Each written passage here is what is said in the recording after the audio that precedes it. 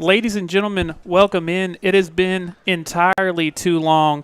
It has been a very long summer, but we are so excited to finally be back. We are live on Chad's Media and Front Porch News for the first bit of action from the Sulphur Springs Wildcats this year.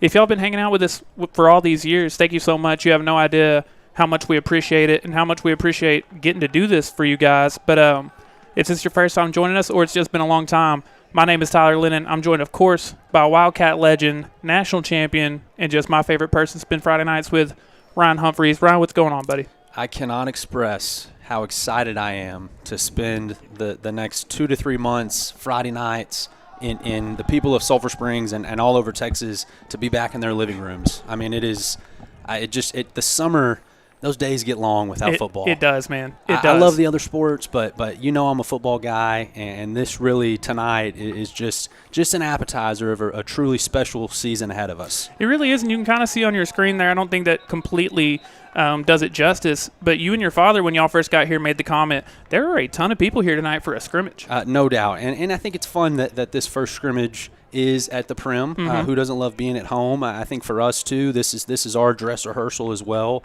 We're excited to be back home, but this is a big one, and I think we're going to get into a lot of what tonight's scrimmage means and what we want to see. But I think tonight specifically, I think you're going to learn a lot. I think so as well. And assuming that this is correct, and I think it probably is, there's about 9.5 minutes on the clock here in the scoreboard here in the stadium. So I think we're getting kind of that much time for our first official D&B Loans pregame show for the scrimmage.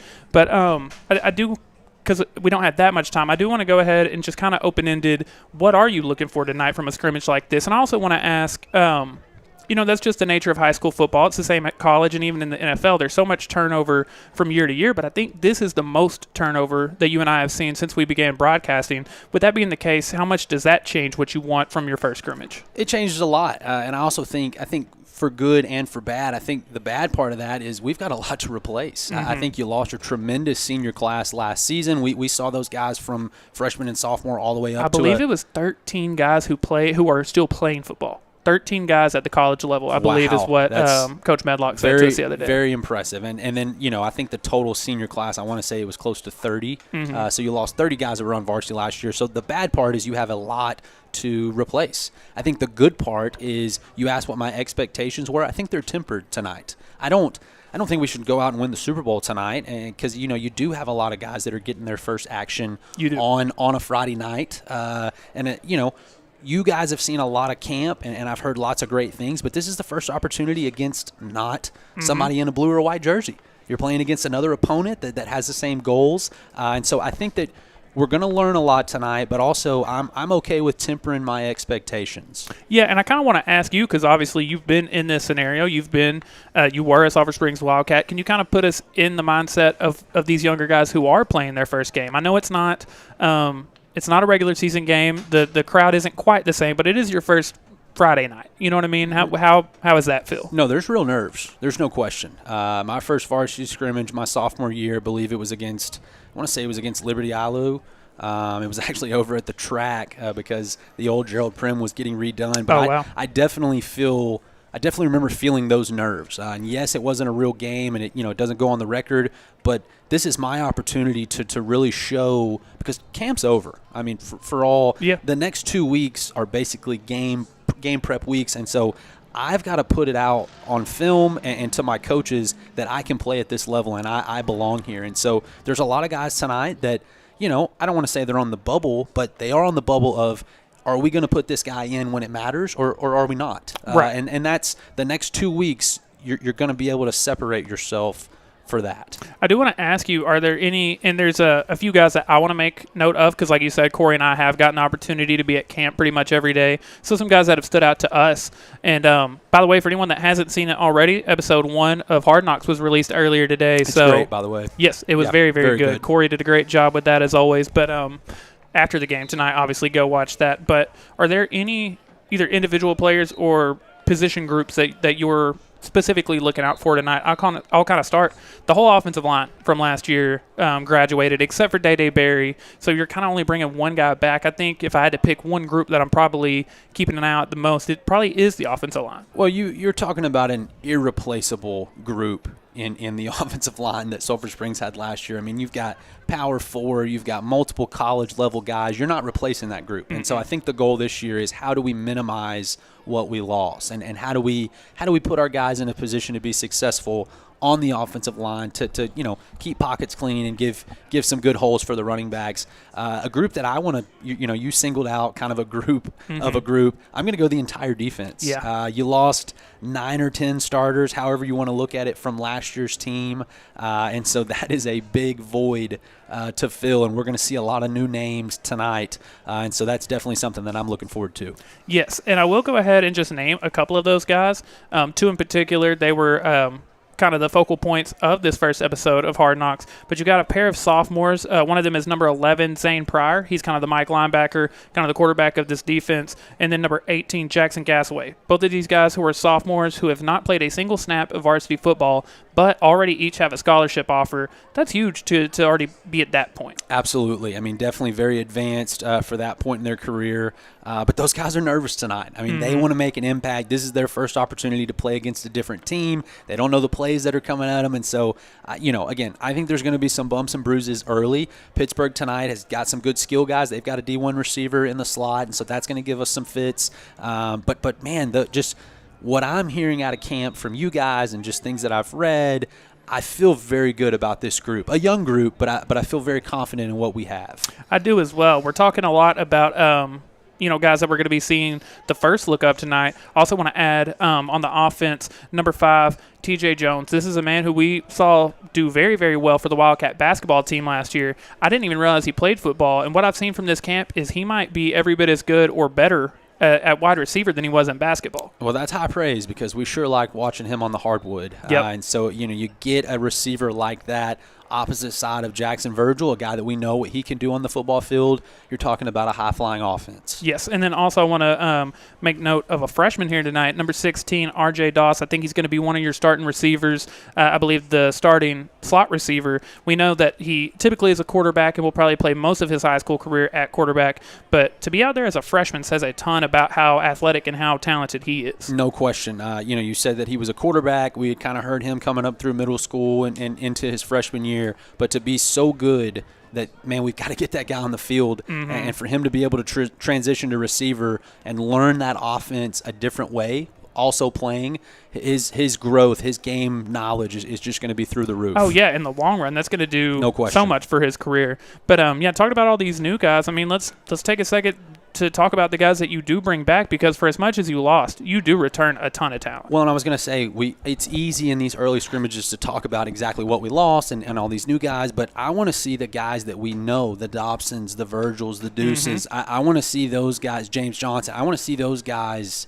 Where have we gotten in this last offseason? Yes. Where have we gotten in these 6 or 7 months? What did we do in the offseason? How have we grown? Have we gained weight? Have we gotten faster? Have we gotten stronger? Do we know the playbook better? These are guys that we're going to have to rely on the entire season. I mean, these are – not to put too much on those guys, but this season is up to them. And what they've put in since that game against Alvarado, that is going to be how far this team goes, and I'm very confident in that group. Yes, and I do want to say, obviously, Deuce Timmons was off to an incredible start to last year through just 5 games, I believe it was. Have it in my notes. Through 5 games, he had almost 1,500 yards and 21 touchdowns, just 2 interceptions. But, of course, missed the back part of the year due to injury.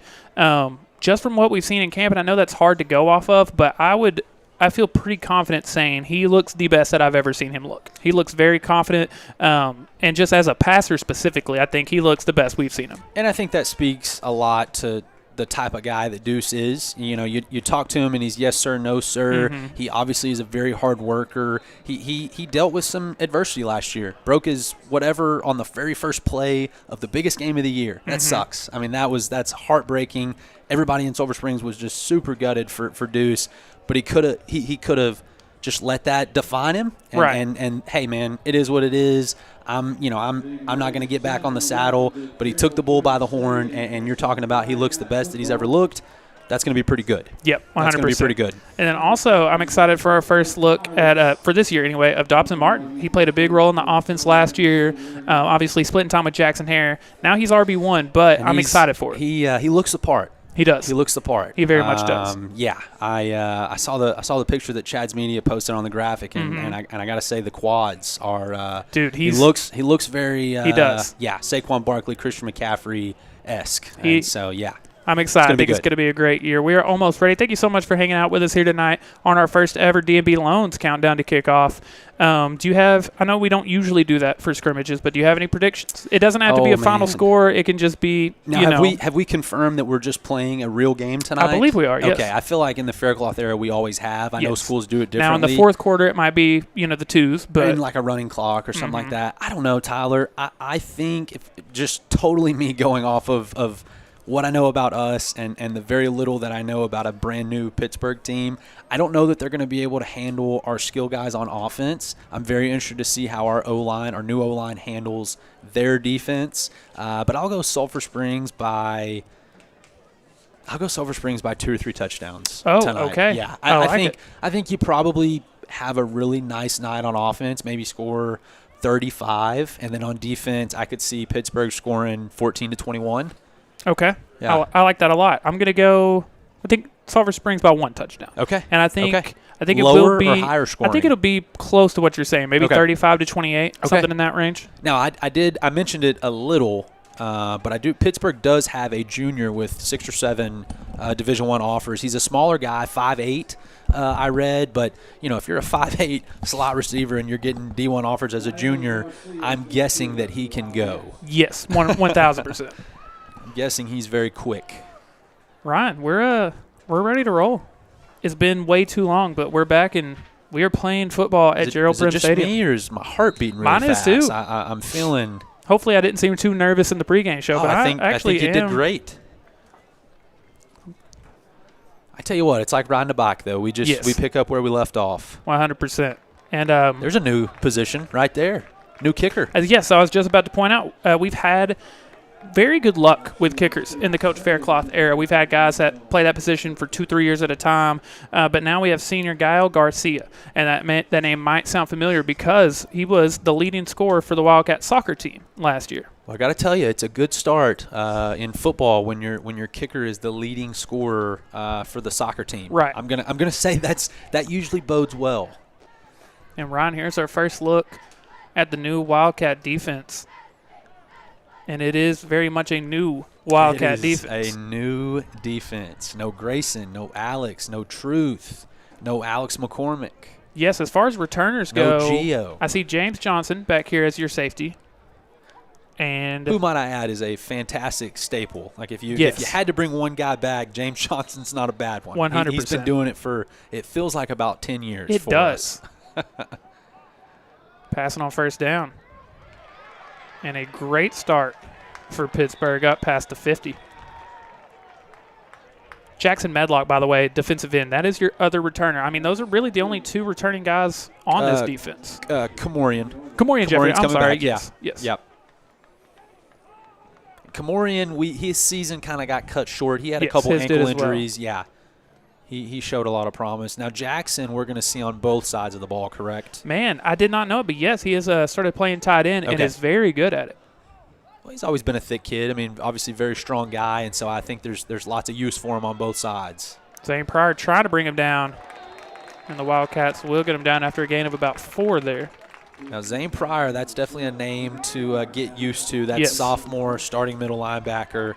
Again, I talked about it early. There's going to be bumps and bruises. There's going to be a learning curve. But when your middle linebacker is a sophomore, long term, that is going to be awesome. Oh, 100%. Look up 2 years from now. He also kind of already looks the part. I mean, that's a good-looking sophomore. Agreed. He's not small by any means. Second down. And a big run from Pittsburgh. He's going to keep going. 46 yards to the crib and just a few plays in. They are already on the board.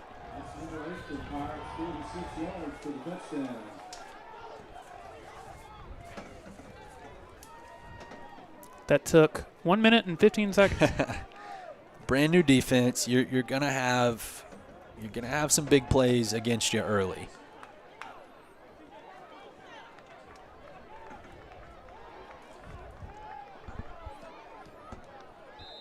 I think these scrimmages are big for Pittsburgh too. You're talking about a program that kind of got to get off the schneid in the last couple of years. They've been down, but obviously they've got some things looking up. I mean, you see a couple of the skill guys just in the 3 or 4 plays that we got to watch. They've got some good-looking guys. Pittsburgh scores first. We'll be right back. Are you having problems finding comfort in your own space? Let A&S Air Conditioning find a perfect solution for your heating and cooling needs. A&S Air Conditioning has been providing affordable heating and AC repair in Hopkins, Franklin, and surrounding counties for over 35 years. We specialize in the repair and maintenance of all makes and models of heating and cooling equipment in both residential and commercial settings. Call us today at 903-885-8072. And let A&S Air Conditioning turn your hot, humid space into a cool and comfortable environment. And a quick drive for Pittsburgh there. They get on the board first, 7-0, still with 10:43 left here in the first quarter. We kind of talked about it in the pregame show a little bit, but to our understanding, this is going to be played like a normal game, 4 quarters. I think you'll start to see the twos coming in during the second half, but at least for 2 or 3 quarters, we're going to get as close to a normal game as you can ask for, I think.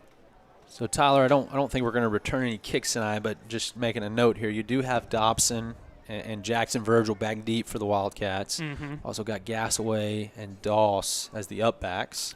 Yeah, and I like that you pointed that out. I was kind of curious who would be the return man for this team. Well, you put 4 guys back there that you want toting the rock. So, again, who you got? Jackson Virgil, Dobbs, and Martin. And I can't tell in the middle up back. I can't see who that is. We've also got RJ and Gasaway. Is that what you said? Yeah, Gasaway is the far up back, and RJ's down here, but I can't tell quite who's in the middle. I can't – I believe that's Mike Robinson.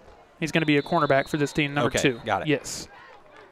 And now our first look at the Wildcat offense. Ryan, what are you hoping to see offensively from the Wildcats tonight? I'm going to harp on something that is almost always one of my humps keys to victory early in the season, and that's just make the easy plays. I don't need any Herculean efforts tonight, but I do want to see, if you've got a wide open 5-yard stop, the corner's playing 10 yards off the ball, I want to see a completion from Deuce to Jackson, and I want to move the chains a little bit. If there's a big hole that's created by this new offensive line, Dobson Martin's got to go get 5 or 6, and those are kind of what I'm calling the easy plays, and I want to see that tonight. First snap for the Wildcat offense is going to go to Dobbs and Martin. And I really like this starting group. It looks like you had TJ and RJ on the far side, Jackson Virgil on this side, Quinn Harrison, Dobbs and Martin as your skill guys. That's a really good group, Ryan. No question. I feel like last year we really incorporated the tight end position. You finally you started to feature Quinn a little bit. Yes. I think this year you're going to get even more of that. Obviously, Dobson, Jackson, those guys are returning, but it's going to be fun seeing the growth of RJ and TJ. A lot of J's on this offense, Tyler.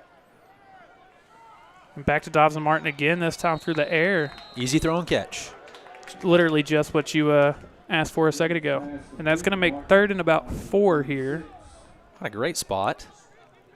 I do like already getting to see us in 3rd down situations, though. Of course, in a scrimmage like this, probably not going to see Deuce run. You know what I mean? Yeah, and if he does run, they're going to blow it dead pretty early. But, yes, where you're going is we will have lots more designed QB runs when the season starts. Oh, he is rolling out. He's got T.J. Jones there for the first down. Love to see it.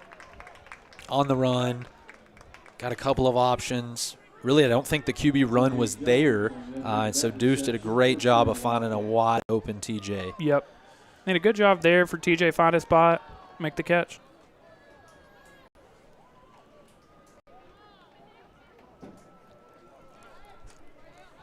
So 1st and 10 now from the 44, 9:03 left here in the first.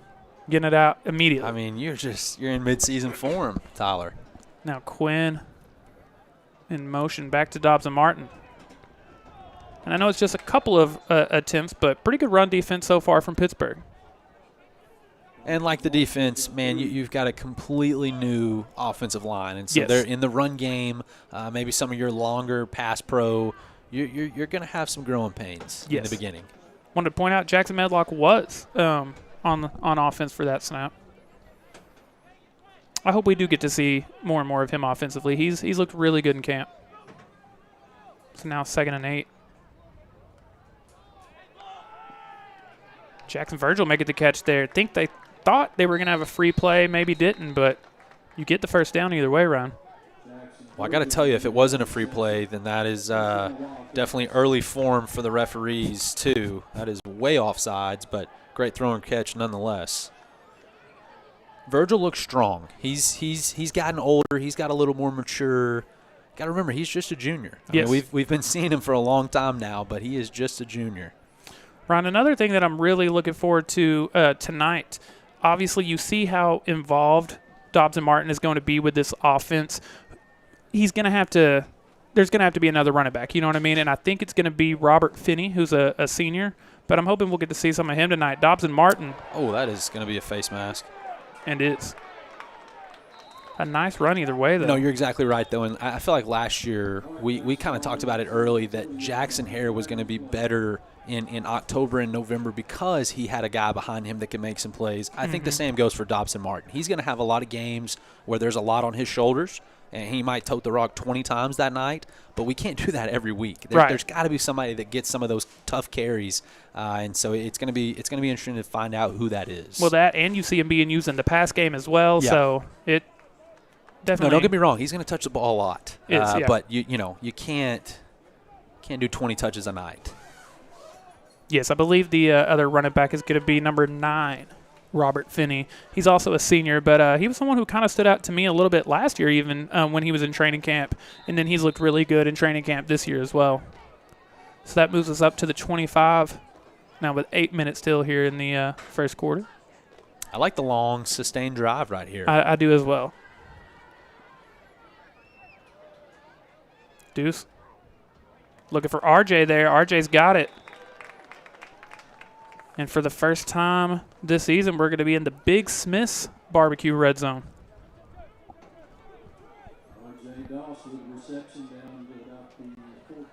Yeah, that looks good, Tyler. If we're already throwing and catching on the run at this part in the season, that is going to truly be a weapon because when you have a mobile quarterback like that, you've always got that third option to just tuck it and run. And right now he's doing a great job of not forcing that. And I think for a guy that is such a prolific runner, he doesn't ever feel like he's looking to run. Yes, you know what I mean? agree. He only runs when it's time, and that's huge. Dobson Martin on first down. Looking very Jackson Hare-ish. Yeah, and that's going to be big. I mean, there's going to be some tough yards that Dobson goes and gets because, if you're coming in there and you're not wrapping him up, you won't bring him down. Mm-hmm. You're not getting that guy down with a shoulder tackle. I mean, right there, 44 is flying in there and just bumps right off of him. Ends up being a gain of 3, they said. 2nd and 7 from the 11. We've got Jackson Medlock out there again, along with Quinn. I want to point out, in this drive alone, you've already seen TJ, RJ, Jackson Virgil, and, of course, Dobson Martin. Back to him on 2nd down. And that's going to make 3rd and very manageable. 3rd and 3, maybe 3rd and 4. This is 4-down territory for us. I think we're going to be good on the kicking game again this year, but there can't be a program that goes for it on 4th more than us, I feel like. Yeah. I mean, Coach Faircloth is very pro go for it on 4th down, and I am too. And we're very pro him being pro. I think at the high school level, man, a lot of times you should just go for it on 4th. Mm-hmm. 3rd and 4, giving it to him again. Keep going. It's going to be close. Yep, very close. Inside the They're one. going to mark him down. Pittsburgh liked the fumble call, but they're going to mark him down. And now you very well might get just 4 more of those, Oh, I like that play. It'd be interesting to see if we do have, some version of a Bulls package this year. Would you see that? Last year, would you see that in a scrimmage at all, or? You could. Just, maybe if you brought in a 6th offensive lineman, you might want to see that. Mm-hmm. But I'm pretty confident we're going to hand it off to Dobson Martin here. Oh, or just keep Deuce actually going to keep it himself, and he will get in there. Wildcats answer back with a touchdown of their own. Deuce Timmons. Deuce Timmons is in for the touchdown. Now, look, I know that the Pittsburgh defender there is going to say, well, I couldn't hit the quarterback, but I don't think it was going to matter right there. I feel like Deuce was good for the 1 yard carry. Now, if it's me, that's what I'm saying. Yeah, I'm saying, right. man, I could have. I let up. I let up. He's got on a green jersey. I let up. Great drive by the Wildcats there. Yeah, you saw them pick up third and fourth, third and five a couple different times. Got the first down on both of them. And you saw the kitchen sink. I mean, everybody got a touch on that first drive. Good snap, good hold. Good kick. Wildcats tied up at 7. Inside our welding and manufacturing shop at Hooten's Hardware, craftsmanship meets capability. From custom fabrication to specialized welding projects, our experienced team has the tools, knowledge, and skill to bring your vision to life. We work closely with our customers to deliver quality results built to last.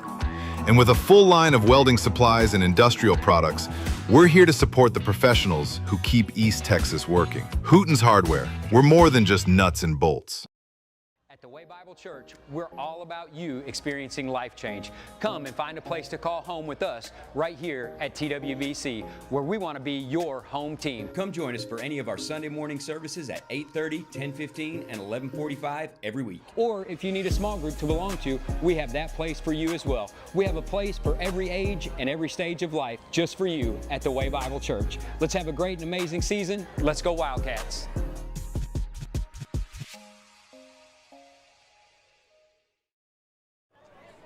.535 left here in the first, and we are all tied up 7-7. Ryan, like you said, that was as fun of a drive as you could ask for the opening offensive drive, I think. You definitely got to see a lot of what this Wildcat offense is going to be this year. Now hoping for a better defensive drive, but was it 4 plays? I think it was only 4 plays, yeah.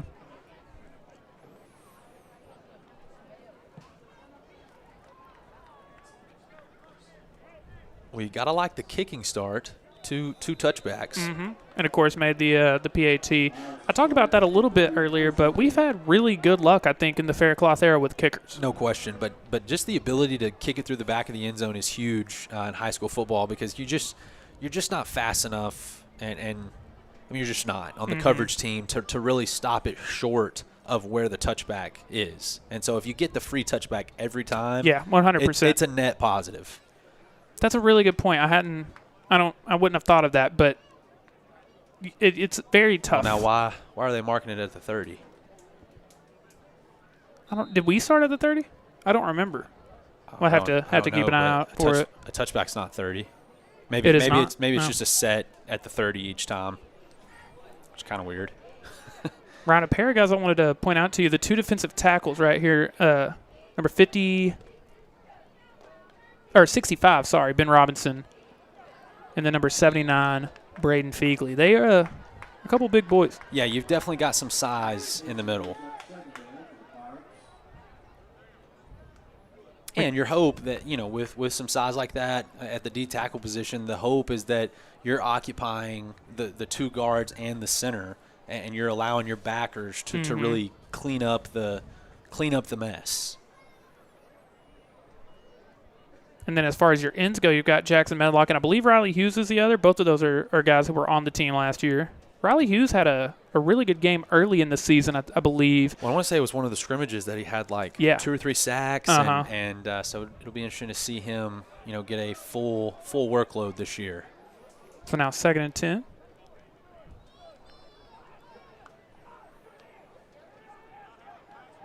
Looking deep. Jackson Gassaway. Oh, man. That's my fault. That's my bad, gang. I think that was some friendly fire. He did a great job high pointing it. Just some contact with the other Sulphur Springs defender kind of knocked it loose. Yeah, and I believe in the inner squad last Saturday, he did have an interception on a play kind of like that. He's a playmaker, man. Yeah, well, you always want, that free safety just kind of roaming, lurking, any sky balls thrown over the middle like that. And he's real long. I mean, he's got some size to him. Oh, here we go. 3rd and 10. That's Jackson Medlock. Oh my goodness. Okay, there we go. Feel like we. Oh, I wonder if they're live. He didn't have a jersey on. Yeah, that's true. That's true. Interesting. That very well might be the case then. I guess it is because I can't believe that they didn't blow that dead. Now, having said that, if they are live, that means that we definitely did not sack him because we would – the players should know that, but still 4th down nonetheless. And that is exactly what the drive you're hoping to get from the Wildcat defense there. That was a little better. And mentally, I'm crediting Jackson Medlock with the sack there. I'm doing it. Yeah, I think that's fair. That's good to see, though. I mean, again, I spent a long part of the pregame talking about that you're going to have some defensive woes and just to kind of prepare for some of that. But I'm really proud of the defense bouncing back right there. 5:09 left here in the first. Come on, Joey. It's time to go. We're going to go try out a new restaurant in town. What restaurant? Big Smith's Barbecue. It's new. Oh, okay. Okay, you're gonna love this place. My mom used to take me here all the time. Okay, we'll see about that. What even is this place, Joey? This is Big Smith's, the best barbecue I've ever had. Come on, let's go. Dad, why do we always come to Big Smith's? It's the good food. No, son, it's because of the good memories. Hurry up and order. We gotta make it to the game.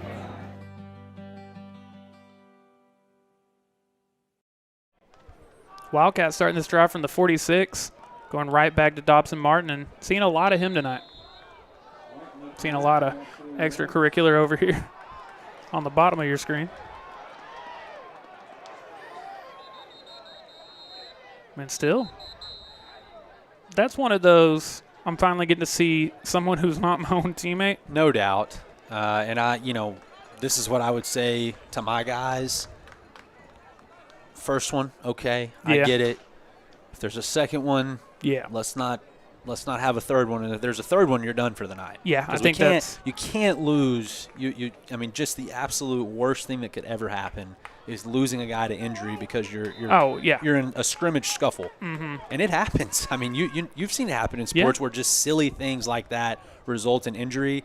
And I got to tell you, if I am a coach and I lose a guy like Jackson Virgil because we're worried about what number 8 on Pittsburgh is doing in the scrimmage, I'm going to be pissed. 100%. And so, hey, I get it. We're all, you're finally going against somebody that's not wearing the same color.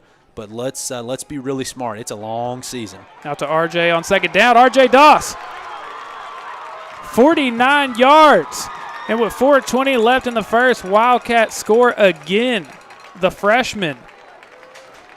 Well, get used to that. I will point out, I think phenomenal job blocking here down low by TJ. Little TJ to RJ assist. Ooh. And RJ, the freshman, has got some wheels. He does. But, man, you love that right there. Hey, look, we've got Telestrator back. You love that blocking right there by a guy that it's his first varsity experience too. And so he doesn't necessarily know what it takes on a blocking level when I'm not getting the ball. What am I supposed to do on a Friday night? True. Well, he's handling business, and the Wildcats are scoring touchdowns because of it. Tyler, Sulphur Springs 14, Pittsburgh 7. Life is meant to be lived in motion, in the moment, on the go. If a sports injury or chronic pain threatens to slow you down, hold you back, or take you out of the game, Chris's Health is here, right where you live, with complete personalized orthopedic care. Because you have a lot of games to play, miles to ride, and life to live. Chris's Health, your health, your life, our purpose. Can I recycle this? Yeah, I got you. Thank you. You're welcome.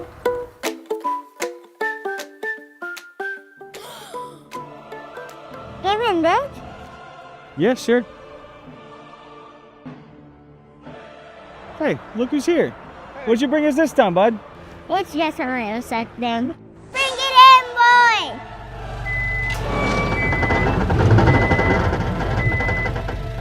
At Parks Recycling, we buy all metal. 4:15 still to go here in the first quarter. It was a 45-yard touchdown from the freshman RJ Doss. And I'll make my bold prediction that's not that bold. I think you're going to see a good bit of that this year. Oh, man, I think you're going to see a good bit of that over the next 4 years. True. Obviously, for 4 years, a lot of talent for Mr. RJ. But, Tyler, if you take out the first 4 plays of the game, your next 20 to 25 plays have been stellar. Been all Wildcats since then. And another touchback. I'm loving that. Yes. That really makes the special teams practice shorter. It does. Because it's like, hey, run down and run hard, but look, if it's going through the back of the end zone, there's never going to be a return. And I'm not mad at that at all. So it was a 3-and-out on the last drive. Like you said, I mean, aside from those first, 3 or 4 plays. Coach Alex, the intern, is that what you're looking at? No, I was looking at that. Oh, gotcha. Did we get Coach Alex, the intern? We did. I'm sad that we won't get player. I am as well. Alex, the CEO.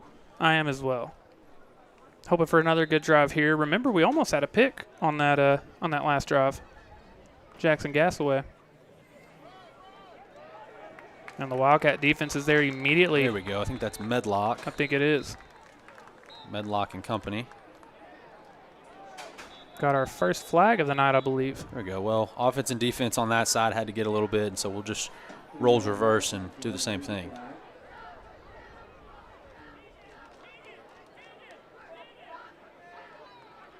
What's been the vibe at practice, Tyler? Just, coaching staff, the players that the new players that we're learning. What's been the overall just sentiment behind practice? I would say the vibes have definitely been high. Yeah. I think been a lot of fun energy.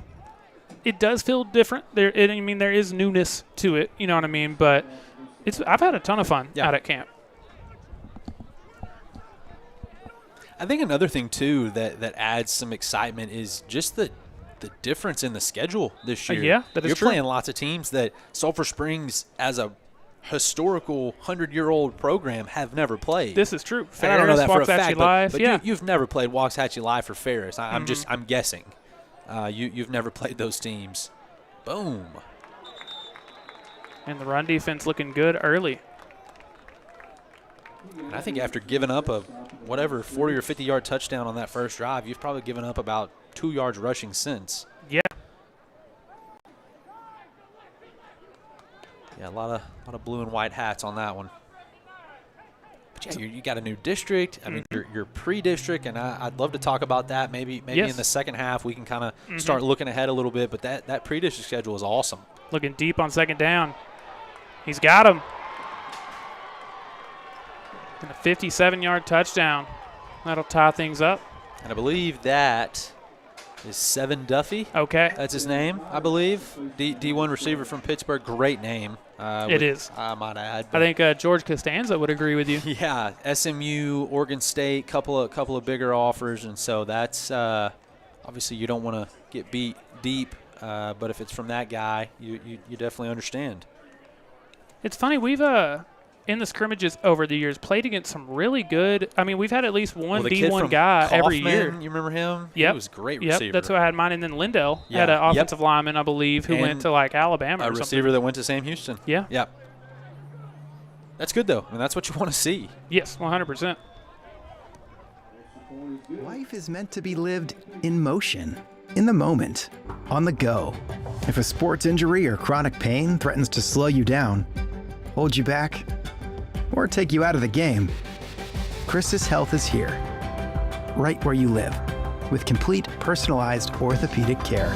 Because you have a lot of games to play, miles to ride, and life to live. Christus Health, your health, your life, our purpose.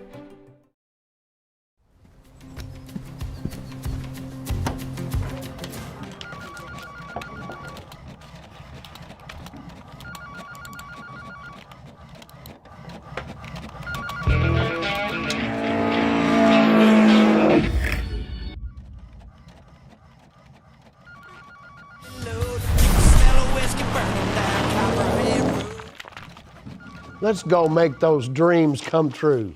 Follow me.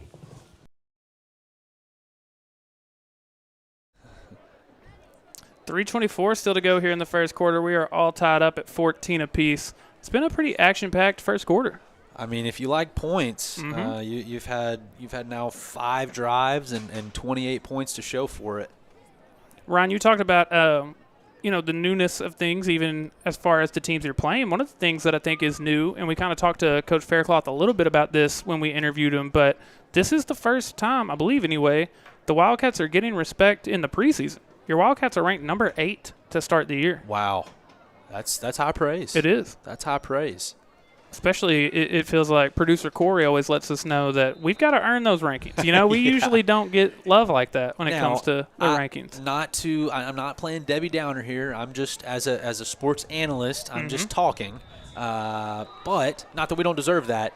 You had some bigger movement in the realignment this year. You had some big-time teams go up. And so that's less teams. True. That relevant teams, I should say. Teams who were in the top 10. Yeah. No knock on us. I promise I'm not being negative. But no Salina, no Frisco Panther Creek. You had a couple of those, and so I think that 8 spot, I think that's very realistic, and that's phenomenal. I mean, obviously, but it will definitely be interesting to see how that pans out. I mean, you've got other teams in the region. The region shifted around. You had a Kilgore, Lindale, Chapel Hill.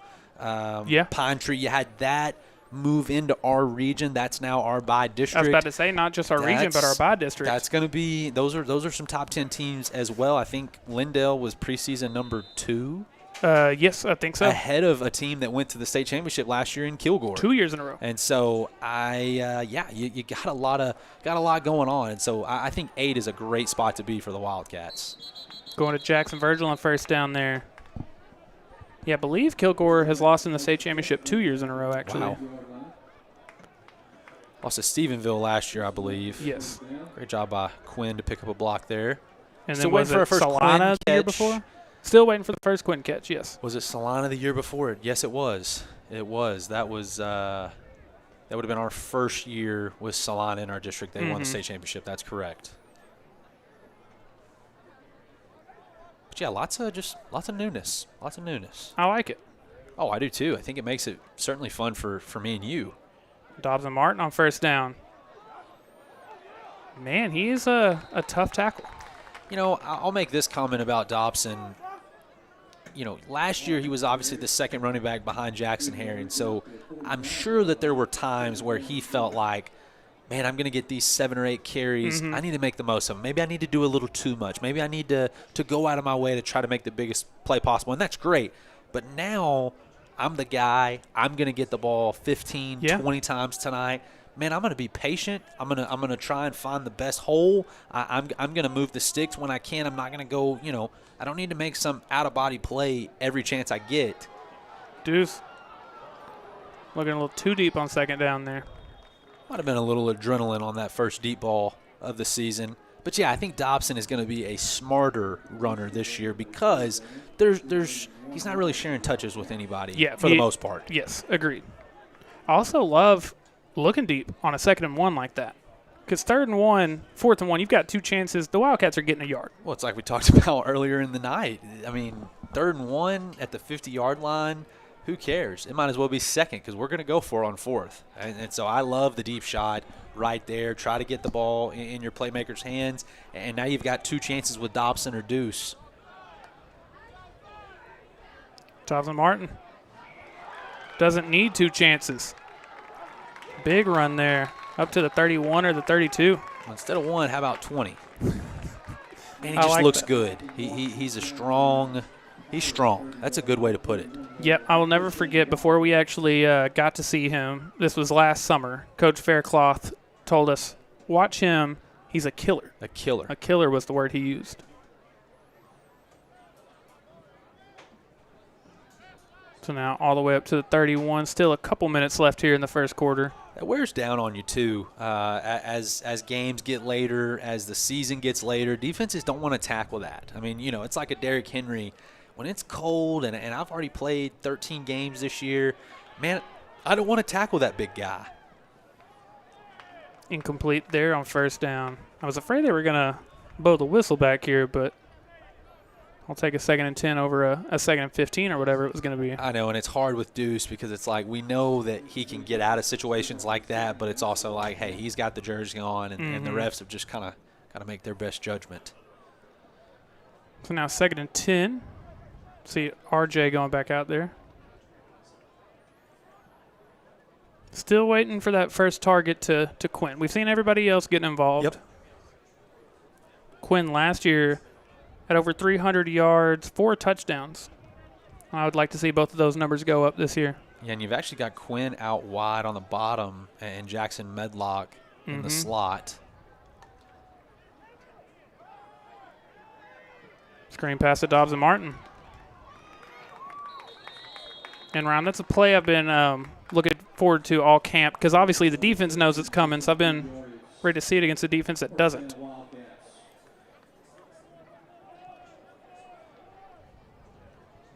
I think that was really just kind of a good play call. I don't know how well we had it blocked up, but there was plenty of space for Dobson to move to 6. And he did do exactly that. Just outside of the Big Smith's red zone. Jackson and Quinn on this side, RJ and TJ on the far side. Oh, got him there. And that's a couple times this drive that they've gotten into the backfield. And again, everybody watching at home, Deuce would get out of that. And I agree. I think he probably would get out of a lot of these. But you do have to – you do got to give him the benefit of the doubt sometimes and just blow the whistle. Yeah, and I actually don't mind. Let's see what the Wildcats look like on a 2nd and 15. Right. Especially in this scenario, it's probably 4-down territory unless you don't, get any of this back. But yeah, I agree. I think, too, it's a great time to see how far of a field goal can we kick. That is true. Now's the perfect time to find that out. Because we know in the season we're going to go for it on 4th a lot, but there will come a time where you can't go for it on 4th. And we've got to try to take the points. Yeah, when your kicker is a kid who had 30 points in soccer last year, Yeah. think he probably has a little bit of range.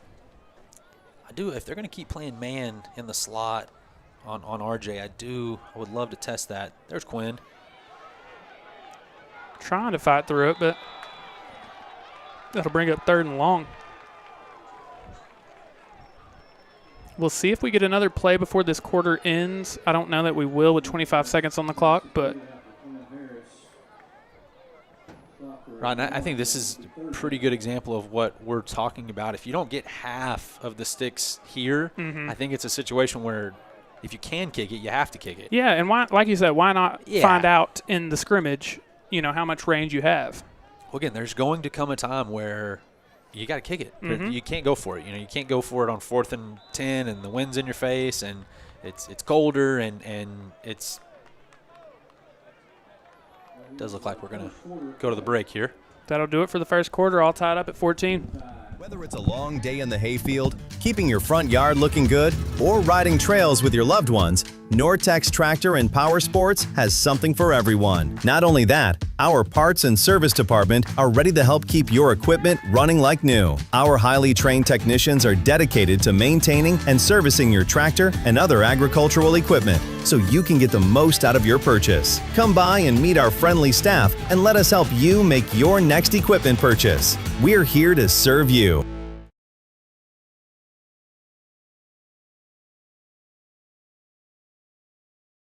Back in the day, all you needed for a good party was some balloons, Bluebell, and a couple good people. But not anymore. For your next birthday party, social event, corporate gathering, or whatever the occasion, get the Goose. We have everything you need from foam parties, mini golf, laser tag, magical snow experiences, and so much more. Our staff has gone through advanced safety training so you can kick back, relax, and know that your party's in good hands. Or feathers.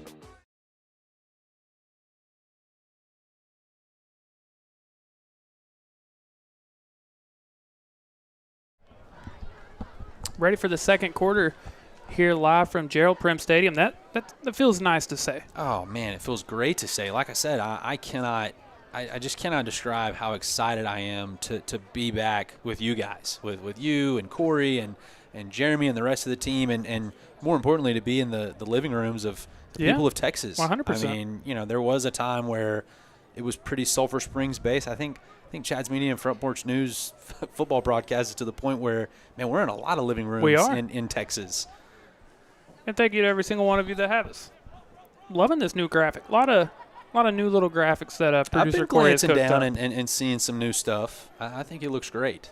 So now 3rd and 13 from the 24. Looking for Quinn Harris. And, man, that would have been a really fun catch. Ryan, 4th and 13 from the 24, though. Do we see it? Yeah, it looks like we are going to kick it. Oh, man, I love this. Okay. I think this is huge. It's a 41-yard field goal attempt. Let me tell you, if you've got this in the back pocket where we're just knocking down 41-yarders, then that is going to be massive. Yeah, so you're at the 24-yard line. It's a 41-yard kick. Yeah, that adds a whole new kind of layer almost to your offense. It's like with the Cowboys with Brandon Arbery. If you can just get past like 50, it's 3 50, points. It's 3. Now, no rush here, but I don't care. Good snap, good hold. Just off. Had the distance, little left.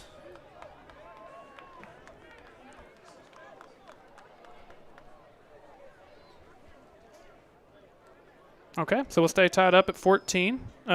Pretty much to start the second quarter. I mean, you're 5 seconds into it, but I do like that you at least attempted the field goal. Oh, absolutely. I like the play call on 3rd down. I think Deuce threw a good ball, put it where only Quinn could catch it. Weren't able to come up with it, but I like the decision to kick it there too. You got to see what we've got, but great defensive stand by Pittsburgh there. And again, it was a quick touchdown to start the game from Pittsburgh, but ever since then, you had you forced a 3 and out, and then you did allow that long touchdown, but it was a 57-yard touchdown, so it's not like they just methodically drove on you. You know what I mean? See if they can maybe get another stop here. Coming out in the I formation. And a big run to start this drive. Still going. And when 8 gets ahead of steam for Pittsburgh, he definitely gets going downhill. He does. So just like that, they'll be all the way up to the 44, it looks like. I mean, this is some really, really, really good experience for a lot of new guys. Oh, no question. I mean, again, I think you look across to the other sideline, and on this offensive side of the ball, Pittsburgh has got some playmakers. Yes, very much so. Had you mentioned some of the offers that Seven was getting? Yeah, I said that I thought I had read SMU, Oregon State. Oh, wow. Speaking of, look in this direction here. Oh, my. And oh, my. Wow. That's going to be 15, though. What a catch. It was a phenomenal catch. And again, for his size, I mean, he's not very big, I read 5'8", 160. That looks, like he probably is. So to be getting offers from, like you said, SMU and Tyler, we sure do have a knack for seeing crazy catches. You remember last year? I It's do. one of the best catches I've ever seen. The Kaufman. I do. Kind of falling away, one-hander. Yeah, it was on the same. I think he was down at the 1 or 2. One of the best catches I've ever seen. Now, I am gonna give a. We should have seen this. Yeah. That should have been a 15-yard penalty right there. We can't spike the ball. That's one on film tomorrow morning that the Pittsburgh coaches might hear about mention. Cannot spike the ball. Finally blown dead. Still not down. And all of that, I'm not sure that he gained any yards. Or if he did, maybe. No, it looks like they're staying put. So 2nd and goal from the 5 still. Moved it up in a yard. I like to see that from the Wildcat defense, though, especially after a couple really big runs.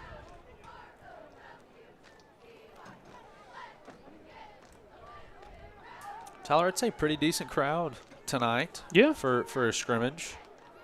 I think. Yeah, Pittsburgh traveled well for a scrimmage. Absolutely. False start, looks like. It's just the 2nd or 3rd flag we've seen so far, I think. We haven't seen a ton. It is a good crowd. You see on your screen there. So the first home game is not until week 2. Is that correct? Yes. Yeah, the second game of the season. So after tonight, it will be a little while. Yeah, we won't be back here for a minute. Now, are we doing the broadcast for next week's scrimmage in LE? We will see. Okay. Okay. So that brings it back 5, so going to be second and goal from the 9 now.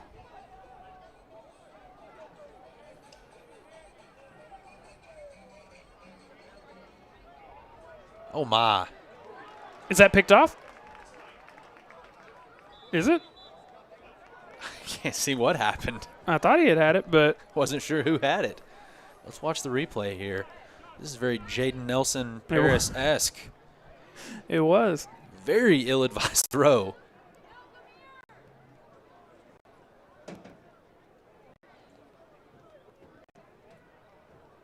No, Okay. no catch. No catch. Wait. It is. It is intercepted. I got to tell you, I'm going to say no way. Okay.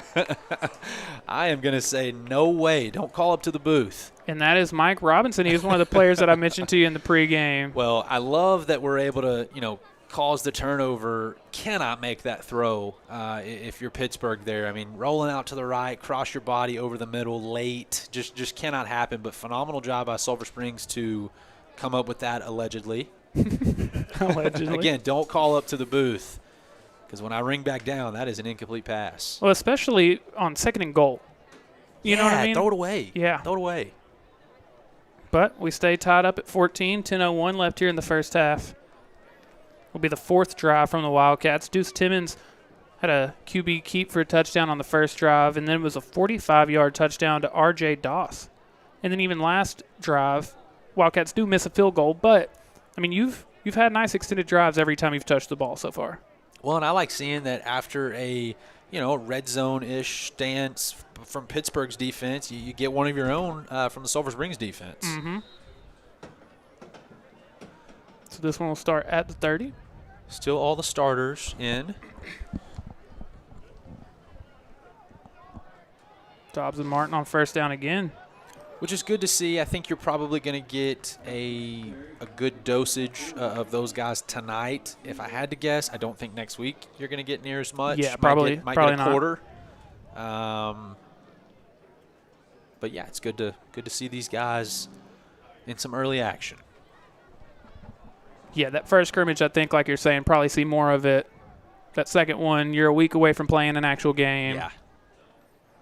Tyler, how about the first game being on a Thursday night this year? Dude, I kind of love it. Interesting. I kind of love it.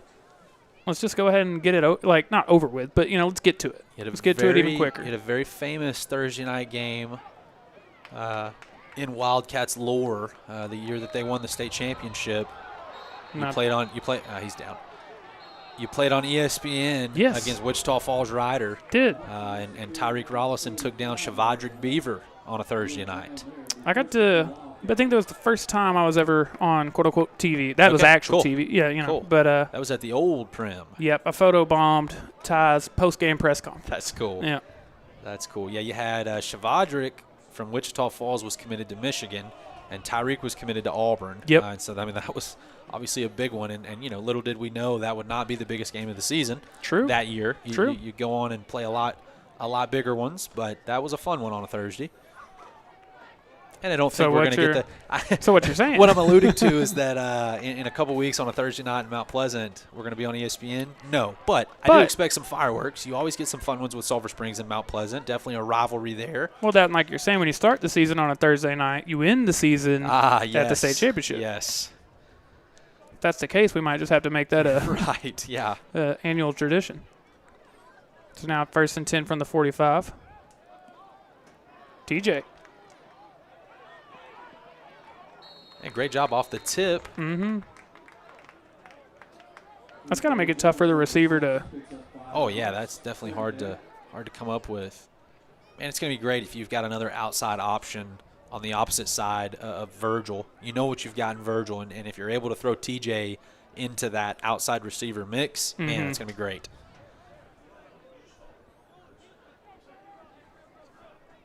And we loved him in hoops. I mean, he was definitely the man. Very big fan of TJ. I think he was, in my opinion, was considered the star player on the basketball team. That's going to be a false start. I like that formation, though. You've got TJ and Jackson Virgil on the far side. You've got Quinn over here and Jackson Medlock in the tight end. We've definitely shown a lot of different looks. I mean, we've seen multiple times where Quinn is at outside receiver when they bring Jackson Medlock in kind of as that sixth offensive lineman. We've seen Virgil in the slot. We've seen him outside, of course. We've seen RJ in the slot. And so we've seen Dobson at receiver in early in the formation. Yep. And so we're definitely showing some different looks. Quinn Harris.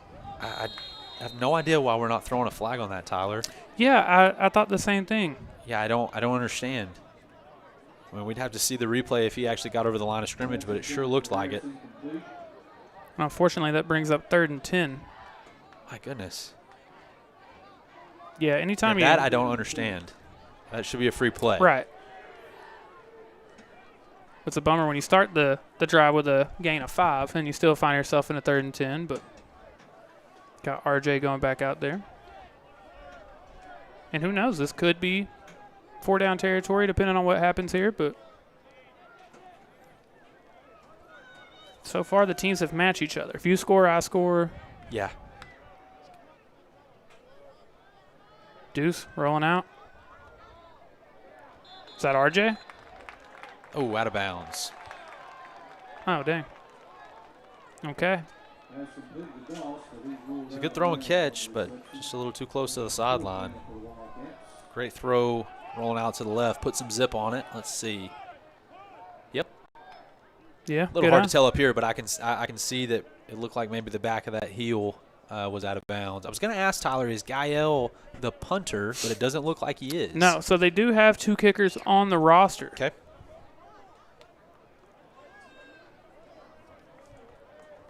And I have noticed in practice that they both very much are active. So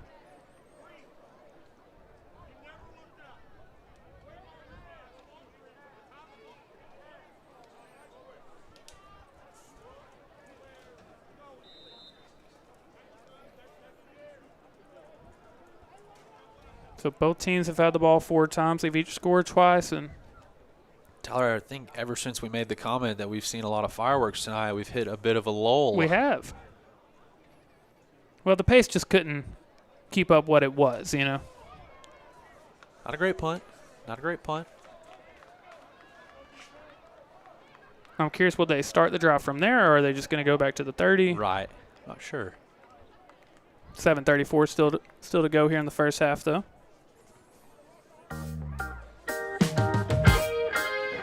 I'd be so addicted to these rolls. Nobody asked me for the rock. Nobody has.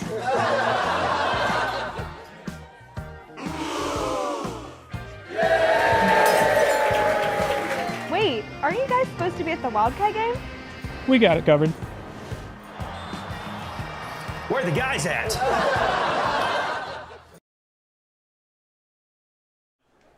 7:34 to go here in the first half, and they will start this drive at the 35, it looks like.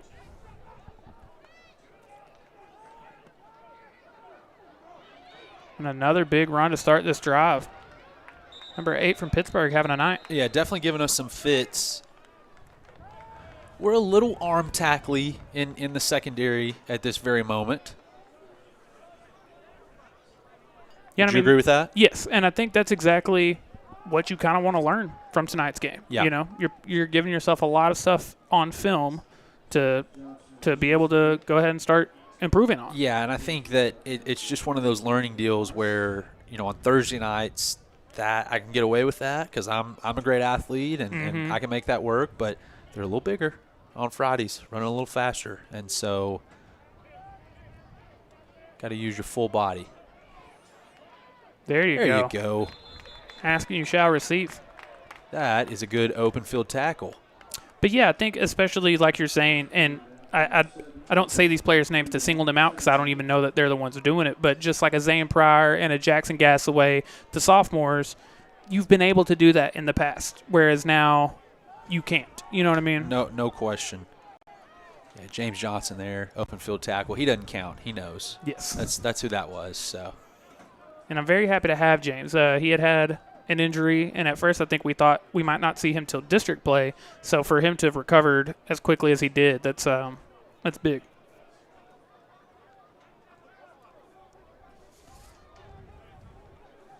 2nd and 7 now.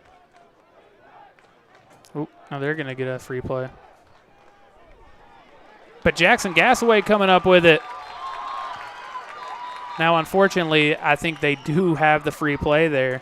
I never saw the flag be thrown, though, so I don't. Yeah, they threw it Okay. up top.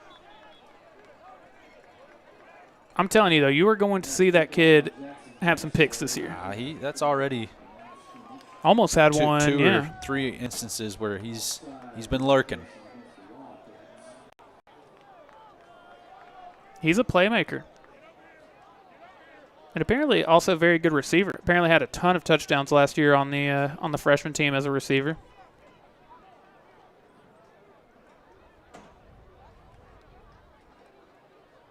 So that makes this a 2nd and 2, I guess. Did you hear that in the crowd? They've been offsides all night. I agree. We say it. Great oogly moogly. It's one of the best crowd calls we've ever had. One of the best. Oh, that doesn't top run the dang ball. No, that's forever going to be my favorite. That's Corey's favorite for sure. Sometimes Corey will just call me in the middle of the night and run the dang ball. Run the dang ball. I'm like, Corey, it's 4 a.m. and it's March. But big third down here. Nice tackle from Fegley there.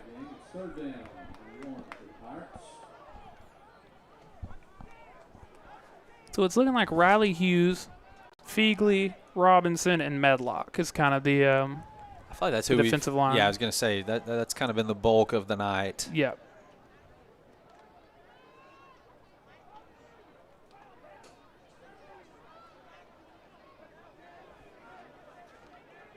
Third and short. Jackson Medlock. Oh, and that is a great second effort by that quarterback. It is. Medlock kind of had the jump on him, but QB was able to scamper for the first down. So they are definitely live. Yes. They are going to the ground. So I guess that's just something you get to choose? Yeah. Okay. Yeah. You know, if I've got a first-time quarterback, or maybe we're having a QB battle, and I'm trying to decide, and I want to see what these guys can do. That makes sense. Really no reason to let Deuce get tackled tonight. We know what he can do, and certainly would hate to see some fluky injury in a scrimmage. But if I'm trying to figure out who my quarterback is, I kind of, I need to see the full picture. So it brings up first down from the 41.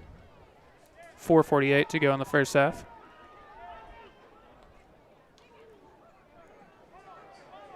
Riley Hughes.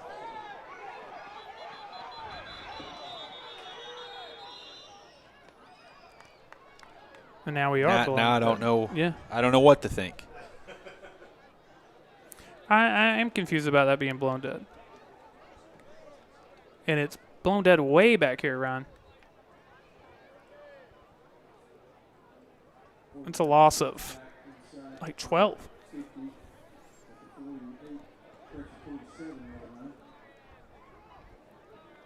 Exactly. What a guess. Second and 22. And was that Riley Hughes that ended up making the sack? Or? I don't know. I was confused when they blew it dead. Mm-hmm. So second and 22 now.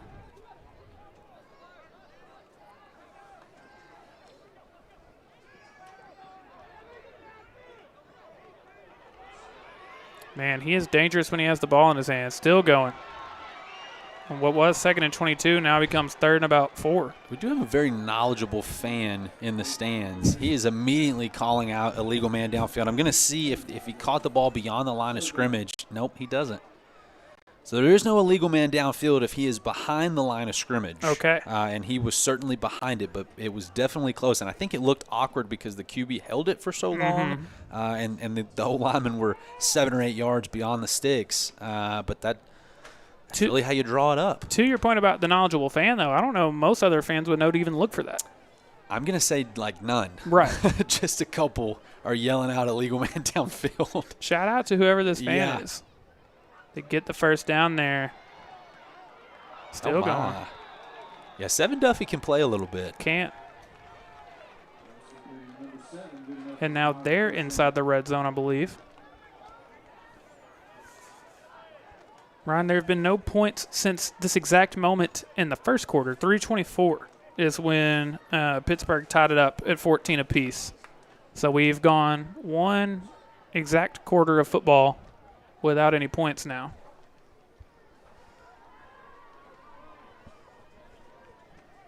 Yeah, 28 total points in 8 minutes. Yeah.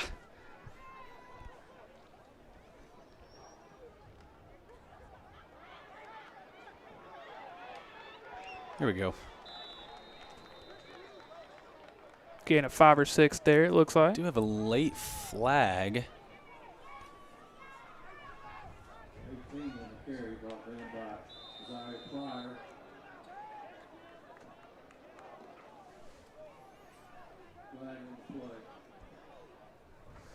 What is the flag, though?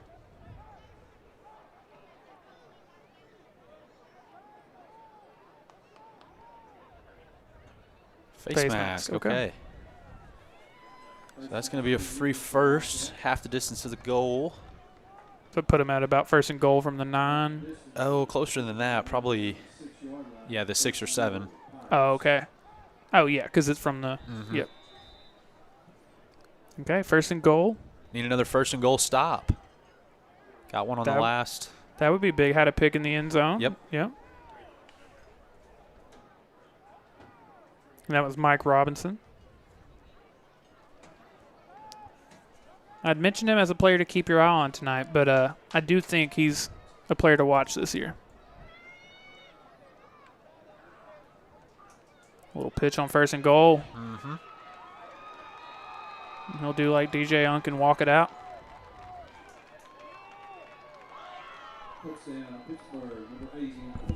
Now, Tyler, I don't know. Again, we have no idea the schedule of tonight's events. We don't know how long people are going to play. But if I'm the offense, you've got 2 minutes and 39 seconds left in this half. You're down 7. I'm really thinking, hey, we got to go tie this up as we go into the locker room. I'm thinking real game scenario here. We don't want to go into the half down 7. We've got 2 minutes and 30 seconds to figure this out. We're going to have our 2-minute offense, get a little pep in our step, and let's go get 7. I agree, especially because you were leading this game 14-7. That's 14 unanswered for Pittsburgh now. I agree. Let's go find the end zone again before this half ends. Triple Crown Roofing, locally owned and operating right here in Hopkins County. We partner with independent school districts to not only provide excellent roofing solutions, but also reinvest back to community schools and programs, while also specializing in roofing systems for industrial and manufacturing facilities across the state of Texas. We handle everything from repairs and routine maintenance to complete roofing system installations for your home or business. With years of experience, Triple Crown Roofing takes great pride in protecting what matters most, one roof at a time. What's that? Clayton Homes virtual reality? Looks like me. Where am I? Hello, welcome to Clayton Homes in Sulphur Springs. Would you like to see the ocean side or the Aspire? Hello, welcome to Clayton. If you'd like to confirm your tour today, select yes or no. Yes. Okay, bye-bye. What?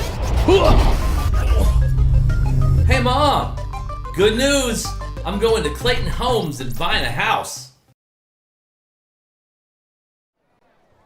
A little over 2.5 minutes left here in the first half still, and as you've been noticing, a lot of new commercials this year. And, man, I want to give a huge shout-out to producer Corey and Casey and just the whole team. They always do such a good job with commercials, but they're a lot of fun this year. A lot of fun new commercials. Ryan, it was back-to-back scoring drives to open this game for the Wildcats, but since then you've had a missed field goal and then you had to punt on your last 2 drives. So, yeah, like I mentioned before the commercials, I think this is a great opportunity to run your 2-minute offense. Let's get 7 before we go into the locker room. Yep, you'll start at the 30 and you'll still have all 3 timeouts. So, assuming they have the 2-minute warning like we do, you get essentially 4 timeouts to go 70 yards. Is there any play or player that you're kind of looking for on this drive to make a play? Oh, man, I think just distribute the ball evenly, kind of like we were in the beginning. We haven't been able to complete as many passes in the last couple of drives. It's always good to feature Virgil early in a drive. Yeah, you might not get to feature as much Dobbs and Martin as you would on a normal drive, but I'd like to see the screen game again. That's true. You had a lot of success with that early. Uh-oh. Dobson going to pick it up and make the best out of a bad situation there.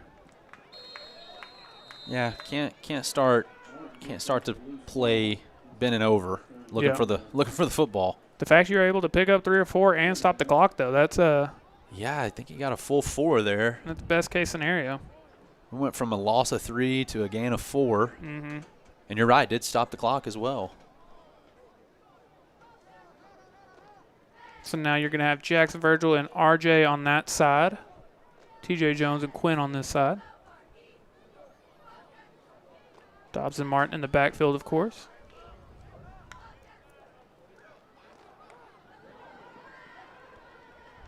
Deuce having to buy some time.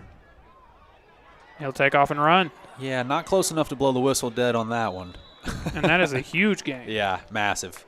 And much like you said earlier, with as good of a runner as he is, he's never really looking to run. That was a last case, Oh, no. I mean, last yeah, option. He's looking over here down at Quinn and TJ. Who's open? Who can I throw it to? It's not there.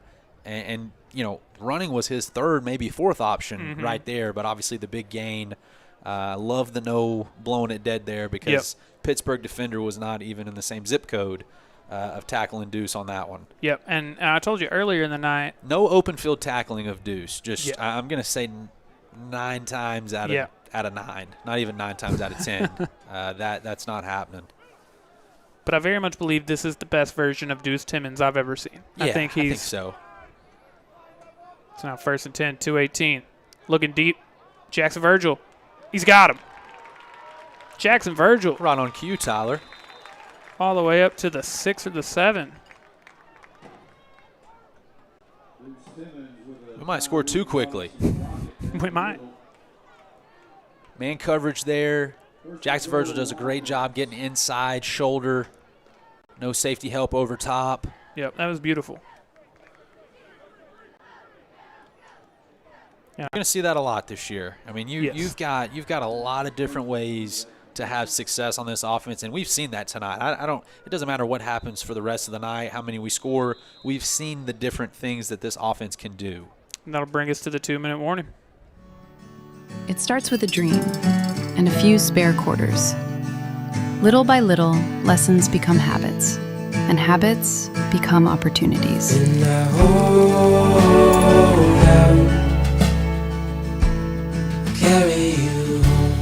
Because growing up isn't just about saving money. It's about learning how to use it. I'm here to open an account. Wonderful, we're glad you're here. From first savings to life's biggest milestones, Alliance Bank is here for every chapter. Every day in East Texas, thousands of journeys begin. To work, to school, to practice, to family dinners, to the moments that matter most. And for over 30 years, we've been helping our neighbors get there safely. Because we're more than tires and repairs, we're part of this community. Discount Wheel and Tire for service you can count on. We've reached the 2-minute warning here in the first half. Wildcats got a 1st and goal from the 7, looking to tie this thing up before the half. Going to give to Dobbs and Martin. Dobbs and Martin doesn't need 4 tries. He'll just take 1. I think in a real game scenario, you'd be thinking, man, we probably scored too quickly. Yeah. We're going to give Pittsburgh the ball right back. But you've had some situations tonight where you've gotten some 3 and outs, and so you also could say, well, we're going to kick it back to Pittsburgh. We're going to get a 3 and out, and we're going to go score again and take the lead going into the half. Yeah, and this was the best case scenario because you got to run your 2-minute offense, but now you're also going to get to look at your 2-minute defense. Oh, I think that's great. This also coming from the guy, I don't care. I want to see good plays by the Wildcats. I'm not getting into situationals tonight. No no real scoreboard tonight. I want to see success. But 21-21. I'm fine. I'm fine. It's fine. Totally fine. I'm fine. I'm so fine. It's fine. If this is your fine, then we need to talk. At Graceful Health and Wellness, we use the Graceful Woman method to go beyond surface level so that you're more than just fine.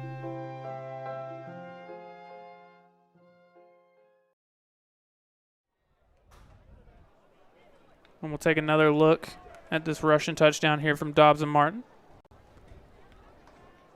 Love the pull there by Big 77. Is that Winnie Mo? Who's 77? Yep. James Winnie Moore. Winnie Mo. Winnie Mo. I like that. We've always got a few just really, really good names on the roster. Ryan, last year, Dobbs and Martin had 525 rushing yards. That's on 79 carries, so it was 6.5 yards per carry, and he had 4 rushing touchdowns last year. If you ask me the over-under, I'm sure you're taking the over 4 Dobbs and Martin touchdowns this year. Yeah, way over 4, at least double, but I think probably more like double digits. Yeah. On the yards, I could see 700 or 800 easily. Yeah, tough to get to 1,000 just because you gotta how play much enough games. Yes, Yeah. and Deuce is gonna get you plenty gotta of play rushing enough yards games. himself, plenty of passing yards. But so, like I said before the commercial break, this is best case scenario. You got to run your 2-minute offense, but now we also get to see the 2-minute defense, and especially for a young, kind of inexperienced defense, that's perfect. And I don't know what the timeout situation is tonight. I don't even know if we're allowed to call timeouts or whatever. But it'd be great here if early in the drive, if you get some stops while the clock's running, burn those timeouts and let's try to get the ball back and just kind of run that. I like it. Just situational things. But I like what you're saying with the situational defense here. We went and scored. We scored pretty quickly. Mm-hmm. They're going to have an opportunity to match that. But let's kind of shut it out. You got to figure Pittsburgh is going to be throwing the ball here. Mm-hmm. And I definitely have a deadly receiver. I Yeah. would cover that guy. He looks good. He does. He's as good as advertised. Maybe better. I didn't know what to expect. Play action on the first play. That's Riley Hughes getting to the backfield. Jackson Gassaway. Oh, my goodness. Does it again. 3rd time's a charm. He said, I'm getting a pick tonight, okay? That guy's kind of a phantom in the night. Just look what I found. And that's the 2nd interception for the Wildcats tonight. Again, kind of the rollout. We're obviously looking for Duffy, but man, you guessed it. And it's a great knack for the ball there. I mean, it is. That's a kill shot type setup for a safety, but when you've got a safety that, again, like I said, a knack for going and getting the football, he's not thinking about the hit. He's thinking about, how do I make this a turnover? That's as easy as a pick as you're going to see because of how on it Gassaway is early in this season. Man, he's a ball hawk. And I mean, that's his 2nd really interception of the night. He almost had a 3rd earlier. Yeah. You're gonna see that man make some plays this year. It's Wildcats with another chance to potentially go score here. Getting it out to Jackson Virgil on 1st down. I think the Wildcats are batting 1,000 on balls thrown at Jackson Virgil tonight. Yeah, I believe they are. And honestly, Tyler, that's a tough throw. Other than the post over the middle to Jackson Virgil, the longest completions have been on the run. Yeah, they tonight. have, for sure.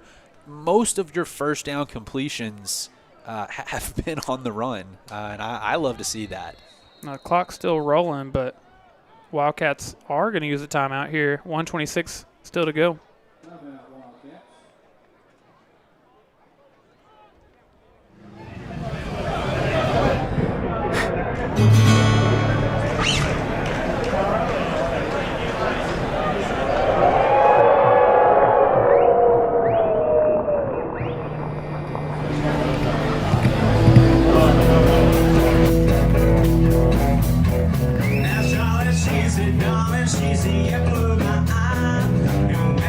Family is important, and we'll be there for yours. Come on, Joey. It's time to go. We're going to go try out a new restaurant in town. What restaurant? Big Smith's Barbecue. It's new. Oh, okay. Okay, you're gonna love this place. My mom used to take me here all the time. Okay, we'll see about that. What even is this place, Joey? This is Big Smith's, the best barbecue I've ever had. Come on, let's go. Dad, why do we always come to Big Smith's? It's the good food. No, son, it's because of the good memories. Hurry up and order. We gotta make it to the game. 1st and 10 from the 42. It's Quinn Harris in the backfield this time. Deuce.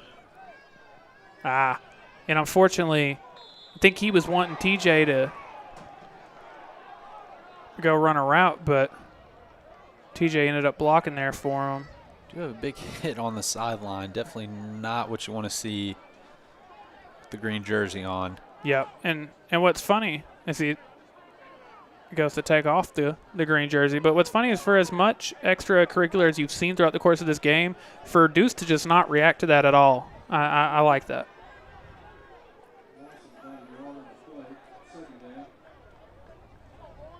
Stops the clock at 1:18.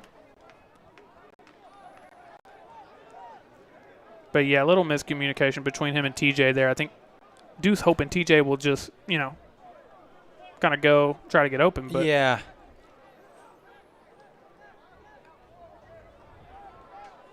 Second and 11, they'll call it with 1:18 left. Yeah, that's just a kind of a total lose-lose situation because you want Deuce to be Deuce, and that's making plays with his feet as well as his arm. But right there, I mean, the refs have got to help him out a little bit. There's no reason to take that shot. It's kind of a little chippy, a little bit chippy. This whole game, I don't like either of those, to be honest. But whole game's been a little bit chippy, I think. But that brings up 3rd and 10 now, 3rd and 11 rather. And I'm excited to see what the play call here is because I think, in this situation, 1:12 left in the half. Just given the spot on the field, I think this typically would be a 4-down scenario. I think you're probably trying to cut this in half if you can, but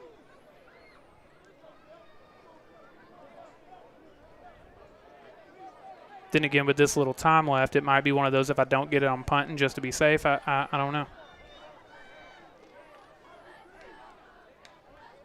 3rd and 11. Deuce. Gonna keep it himself. And he gets the 1st down. Whoa. Are they blowing him way? Are they blowing this dead way back here? Surely that's not the spot of that. Yeah, I don't know. The VAR judge is at the 45. With the not live quarterback.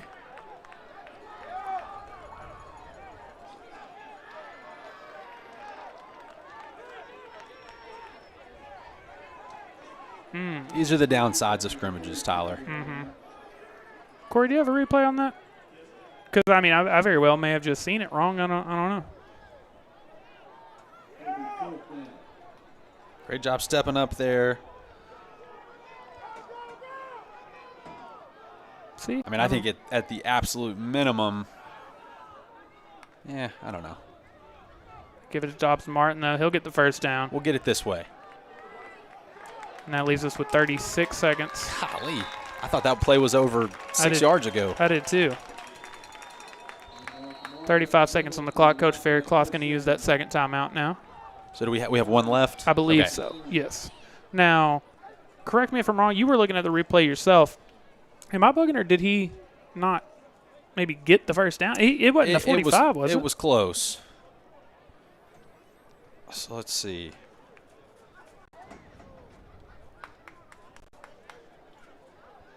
Yeah, they're just marking him, I guess, where the contact started. I do love watching him improvise in those moments. He's doing a lot of, trying to direct people as he's scrambling.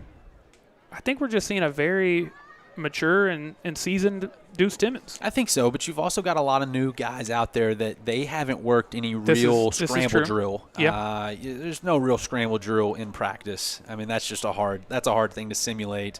But there's going to need to be that. You're going to need to be comfortable with that because you're going to have some scramble drill. You've got an inexperienced offensive line. There's going to be times where it breaks down, and Deuce just has to go make something happen with his feet while looking down the field. And so your RJs and TJs and even Dobson. Dobson can be a weapon on those second chance efforts. And so these are good situations for that. Now, Ryan, just 35 seconds left here in the half. I'm not sure what halftime will or won't be, so I don't know that you'll get a Krista's halftime show tonight like you usually would. Probably not much. Maybe 5 minutes. Yes, I was kind of thinking the same thing. Just a few minutes to kind of regroup. And again, like we were kind of talking about, I would not be surprised if this is the last drive that we see of this group. Maybe one more to start the half. Maybe. I don't know. 1st and 10 from the 35. Dude's going to keep it himself. Good job to stop the clock. Does so at the 13-yard line, it looks like. Well, now they're being generous with the spot. I don't know. Yeah. 2nd and inches, I guess we'll call it. Well, Deuce is ready for full contact. Very much is. Live action. You see, he's kind of ditching the jersey. Yeah. Which means it's probably getting pretty close to taking him out. Yeah, that's also true. 2nd and inches now, 29 seconds left here in the half. And we are under the assumption that we have one timeout? I believe so. Okay. Yeah.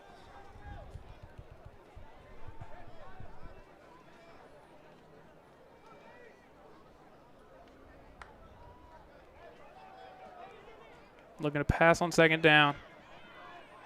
Take it yourself. Does.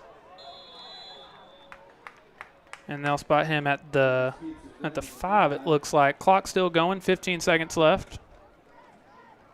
I like that we're trying to block for Deuce, but I think we're trying to block too much for Deuce at the receiver position. I think so, too. Go out and clock. Honestly, if it's man coverage, they're going to go with you. Clock's still going.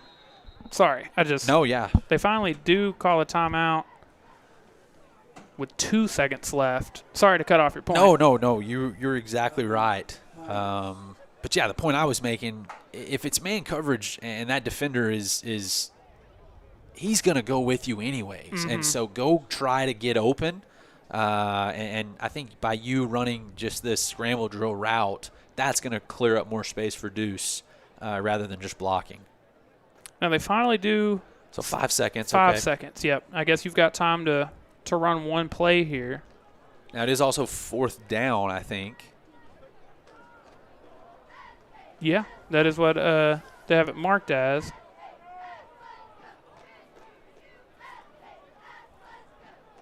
I like this, though. You get a chance to see what would I do if I had one play. Yeah, of course. Love what we're seeing from Deuce here in the second quarter. Yeah. Just rolling around and keeping plays alive, making things happen. Not a great job the last drive or two of receivers just going out and getting open, Uh-huh. I feel like. I think that Deuce has had to kind of make some things happen on his own, but there's going to be times where that happens. Tyler, I'd like to see a good snap here. I feel like Deuce is starting he's starting in a crouch position at the first of each of these plays, and that's, as a quarterback, you're the worst thing you can do is take your eyes off where the read is going, and he's having to worry about catching the ball. Love Jackson Virgil up top, man coverage, got a little bit of space there. Deuce rolling this direction, looking for Quinn. Unfortunately, wasn't able to get him. And we'll see if that ends the half or if they're going to let him keep. No, okay, that is halftime. So we're going to take a quick break. Want to make sure y'all get to see and hear from all of our new advertisers and everything. Ryan and I will be right back for the second half of this game. At Krista's Health, something very important drives us to keep pushing the boundaries of medicine and care with new technologies and programs. It's the reason we continue to expand into new communities each year, bringing more physicians, more services, and more care closer to more people. So what could be that important? You. Your health, your life, our purpose. Krista's Health. Inside our welding and manufacturing shop at Hooten's Hardware, craftsmanship meets capability. From custom fabrication to specialized welding projects, our experienced team has the tools, knowledge, and skill to bring your vision to life. We work closely with our customers to deliver quality results built to last. And with a full line of welding supplies and industrial products, we're here to support the professionals who keep East Texas working. Hooten's Hardware, we're more than just nuts and bolts. Come on, Joey. It's time to go. We're going to go try out a new restaurant in town. What restaurant? Big Smith's Barbecue. It's new. Oh, okay. Okay, you're gonna love this place. My mom used to take me here all the time. Okay, we'll see about that. What even is this place, Joey? This is Big Smith's, the best barbecue I've ever had. Come on, let's go. Dad, why do we always come to Big Smith's? It's the good food. No, son, it's because of the good memories. Hurry up and order. We gotta make it to the game.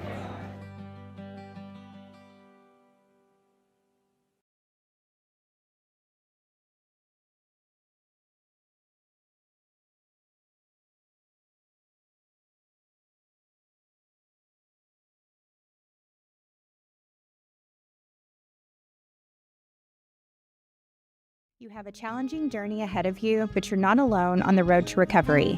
From recovering after surgery to help with managing chronic illnesses, we're here by your side every step of the way. With immediate access to fully in-house services, get the care and support you need from the comfort of home. Because we're more than nurses or physical therapists, we're neighbors, friends, even family. We are Amethyst Healthcare, the leading provider in home health services for Northeast Texas.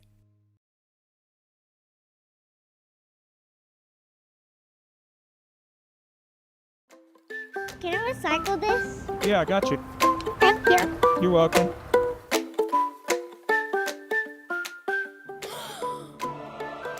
Can I run back? Yeah, sure. Hey, look who's here. What'd you bring us this time, bud? It's just a ransack then. Bring it in, boy!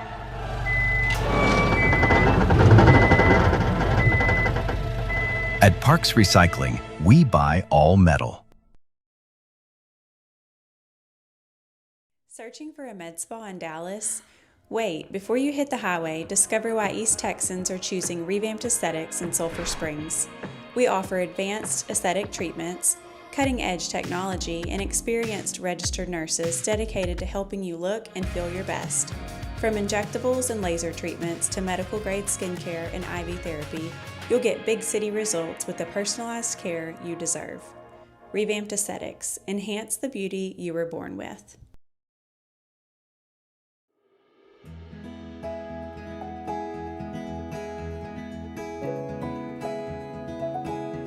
At the League Street Church of Christ, you'll find a church family for your family. Join us every Sunday morning for Bible classes at 9:30 and worship at 10:30. With small groups, community outreach opportunities, and something for everyone of all ages, you can find your purpose and place here at League Street. From our church family to you, go Cats. Every DIY job starts with one thing, a trip to the store. Most DIY jobs start with multiple trips to the store. This weekend, when you've got all the to-dos, let Hooten's Hardware help. We've got the knowledge, the expertise, and the willingness to help make sure you get everything you need the first time around. Because the quicker the project gets done, the more time you have to enjoy the moments that just mean more. Hooten's Hardware. We're more than just nuts and bolts.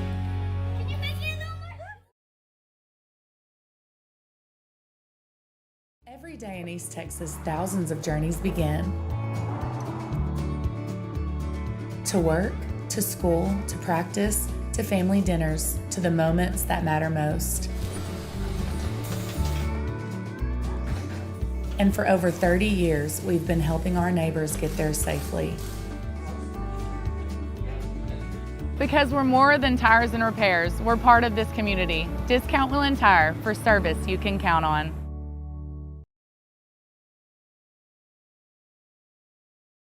Courtney Bowler, and I'm from Hopkins County. I was involved in an accident. It was during the fall of 2022. I still kind of replay that wreck. So, you know, that moment, you can still, you know, you go through it. So I have family who referred to me, said, you need to go talk to Roper White. From the minute that I contacted them, it has been just, they're so professional. They just put you at ease from your medical appointments to your procedures. They handle everything so well. They communicate well. I mean, it was just one of the best decisions that I made. I would absolutely recommend Roper and White to anyone. This is Katie. Katie has closed over $50 million in sales across 200 plus transactions, from $8,000 lots to $1 million homes. These are Katie's buyers. This is the home Katie is selling. Katie is committed to serving every client with care, expertise, and results. Katie is your hometown realtor.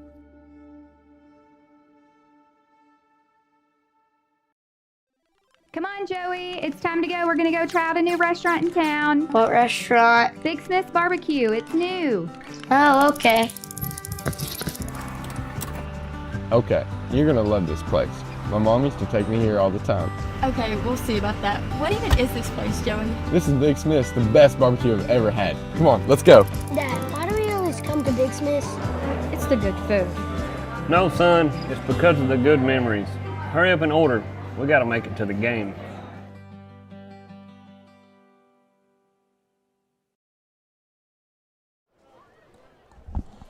And we are almost ready for the second half here at Gerald Prim Stadium. Thank you so much for hanging out with us on Chad's Media and Front Porch News here tonight.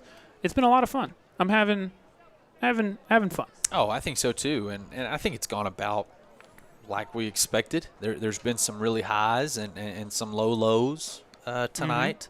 Hadn't been pretty at all times, but again, it's the first scrimmage. You got a whole new defense, got a whole new O-line. You've got some playmakers on offense that we're not used to, and so I think it's going about as good as you'd hope. Yes, and throughout the regular season, we'll obviously do these every single time, but our Parks Recycling in-game recap, I'll do that very quickly. The first quarter started off very fun. Pittsburgh started with the ball, went and scored almost immediately. It took them a minute and 15 seconds to do so. Wildcats answered back with a touchdown of their own. That was Deuce Timmons on a QB keep. And then Wildcats forced a 3 and out. Then it was a 45-yard touchdown from R.J. Doss, the freshman, that made it 14-7. Pittsburgh answered back with a pair of scores of their own, though, had a 57-yard touchdown. And then a 6-yard rushing touchdown to take the lead at 21-14. Wildcats were able to tie it up with a Dobson-Martin touchdown. So you've had a deuce keeper. You've had the 45-yard touchdown from R.J. Doss, 7-yard rushing touchdown from Dobson-Martin. We have seen 2 interceptions here tonight, though. Mike Robinson had one in the end zone, and then after a couple close calls, Jackson Gassaway was able to get an interception. Yep, and he had an interception on a jumped off sides play by the Wildcats, and he also had one kind of broken up early in the game. So he's, a couple tips away from 3 interceptions tonight. Man, how fun would that be? A hat trick in your first ever varsity scrimmage? Right. So it'll be the Wildcats' ball to start the second half. I'm very curious to see if we see any more from the starters or if their night's over already. Yeah, I don't know. I would definitely not be surprised if their night's over. Yeah, but you could also maybe see 1 or 2 more drives from them. Yeah. Who knows? Now, maybe not the defense. I could see the defense playing quite a bit longer tonight just because there's so many new guys. Yeah, guys just need the reps and the experience.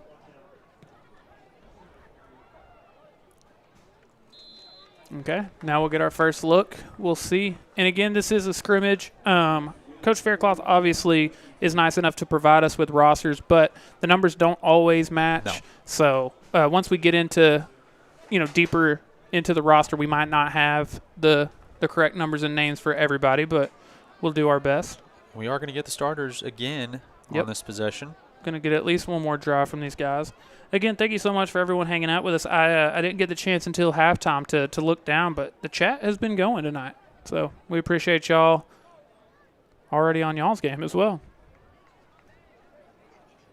TJ and Jackson Virgil on the far side to start this drive. Quinn Harris alone on the bottom of your screen.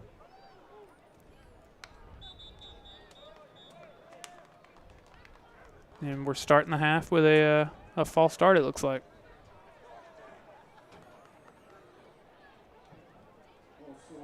Ryan, if you do get, I mean, obviously at least one more, but one or two more drives from your offense, what are you hoping to see from them? Just a little smoother. I think the last couple of possessions were a little hectic. Yeah. Didn't really have any just clean plays. It felt like that the majority of the success was Deuce just kind of running around, which is great. But early in this one, I thought we put together some really methodical drives. Let's get that going again. Ooh. Thought it was going to be a nice run on first down. Picked up a couple there. But, yeah, you opened the game with back-to-back touchdown drives, and one of them, the first one, was methodical, like you said. Second one was a big play, but after that, things did slow down a bit. And like you said, I think just wasn't quite as smooth maybe as it was to start. I think if you could go score on this drive, just let them in the night, on a nice scoring drive. But yeah, I like that.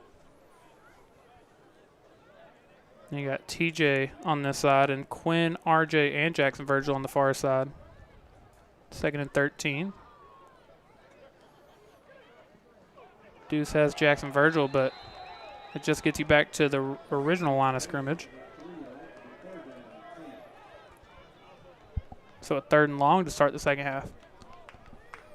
Wildcats have been pretty good on third down here tonight.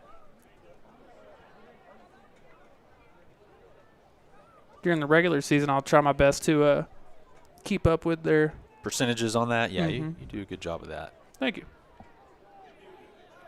Thank you, Producer Corey. You do a good job.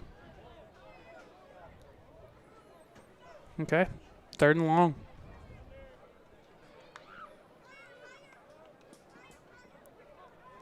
Deuce looking, not really seeing anybody. A lot of time. Dobbs and Martin doing a great job trying to get himself open over here.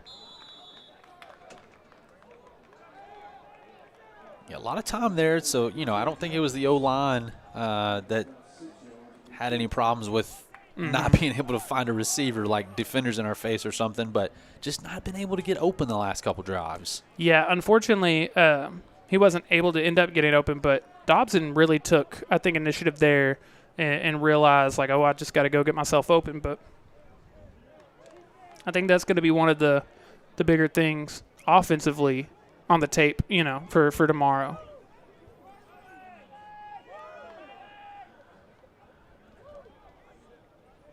So it is a quick 3 and out.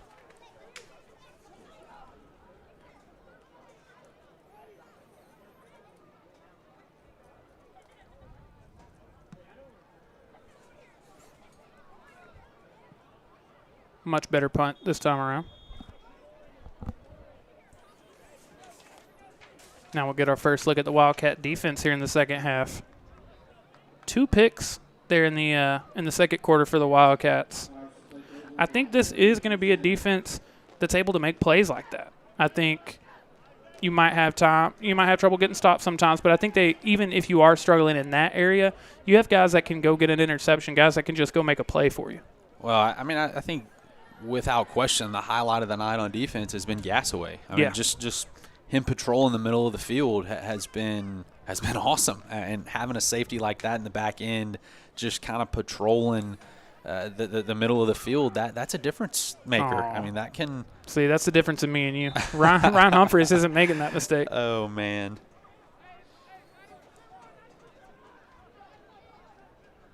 So they'll start from the 30 now.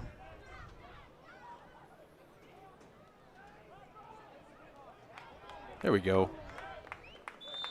Took a few Wildcats there to get the stop, but they do get the stop.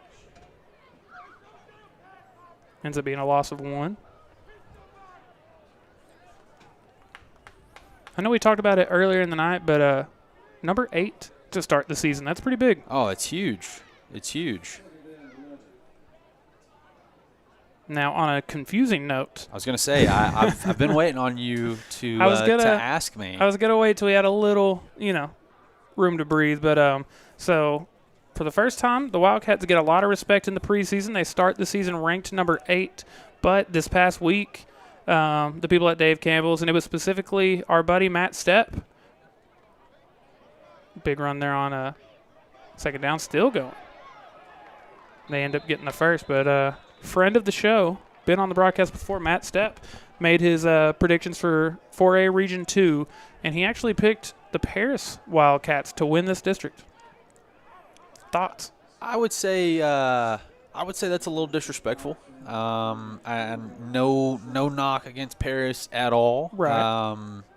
I probably overstepped when we did our district preview. I probably overstepped by saying that Sulphur Springs would be a humongous favorite in this district. I don't think I missed the mark by much. Right. But maybe humongous was a big adjective. But I think that's a little disrespectful. You're talking about and I know it's different. I know it's a different team year to year, but you're talking about a Sulphur Springs team that has beat Paris 4 years straight. Yes.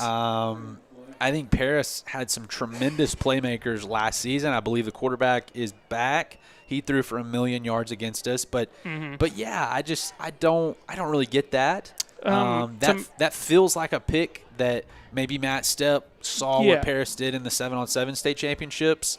But man, I just would have a hard time making that decision. And Sulphur Springs has won 4 years in a row, and has enough production coming back, and they're preseason number 8, so somebody sees that, right? And so that's a bit confusing to me. But I ultimately, I don't think it's any secret that game is going to decide the district. Yeah. I have no reservations in saying that. I think that there are some teams in the district that are very weak this year. I think there's a lot of average teams in the district. No Solanas, no Panther Creeks, none of that. Right. And I think it boils down to Sulphur Springs versus Paris is going to be the district championship. That doesn't take away from the importance of the other games, but I'm just telling it like it is. Well, to the point that you're saying there's no Solanas and Panther Creeks, you're that now. You're Correct. ranked number 8 to start the season. You've kind of become that Solana, that Frisco Panther Creek. I think it's one of those that, yes, they have played close every single year. Like you said, Paris had a great 7-on-7 run. I think sometimes when you're making picks and doing that sort of thing, you want to get away from, I don't want it all to be chalk. Right. I want to make a couple big predictions, right. and maybe that's, the one you go with. But 2nd and 9 now. Quarterback keeping himself, making something happen.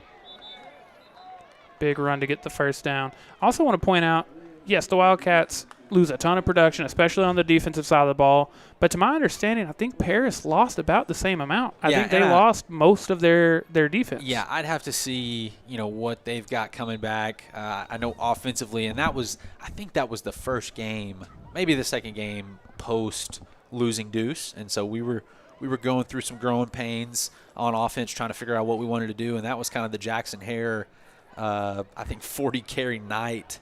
And we were able to grind that win out, but they threw for I think 400 yards on us, and so it'll be interesting to see offensively what they've got coming back. But Paris is going to be good, of course. Are they preseason ranked? No, not in the top 10 anyway. Not in the top 10, okay, but I'm sure they're top 25. I would imagine they are. Yeah, and I do want to say, we're by no means are we disrespecting Paris or not seeing how good they could be. We every single year it has come down to the wire. It's been a close game every single year, and it's going to be a close game this year, I imagine. Oh, I would think so. But to the point, do we know where that one's at? For some reason, I feel like it's at Paris. Let me check real quick.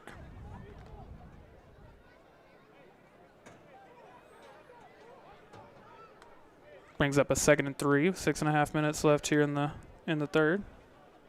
It is at home. At home, okay, awesome. Quarterback keeping himself again, getting the first down again. He's done a good job tonight making some things happen with his feet. Yes, he has. Also want to point out that is coming after the bye week. That is actually that's ideal for us. Yes. Yeah, your biggest game of the season, what very well might more or less be a district championship game, and it's after your bye week. You give Coach Faircloth and company 2 whole weeks to prepare for that game. They're gonna be ready to go. So now 1st and 10 from the 32.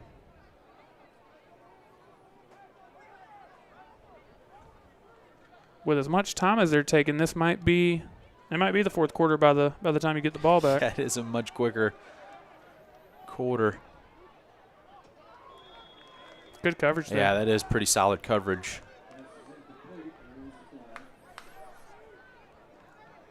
And if our roster is correct, that would be Freddie Williams, the DB there.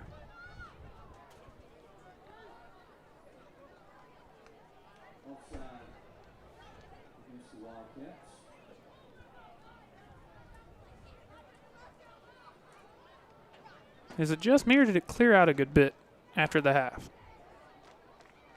Seems like there's not quite as many people around.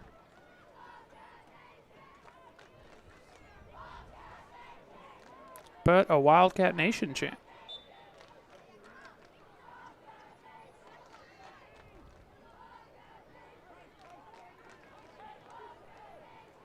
And the clock just running.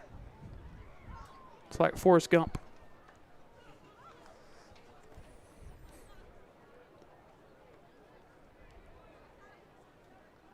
Okay, there we go. I didn't know if we were going to play football again or not. 1st and 5 now from the 26. Another give on first down and another big run.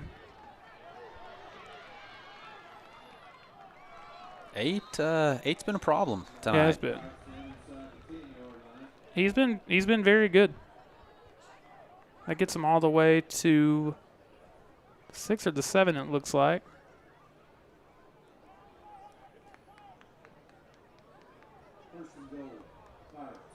A 1st and goal.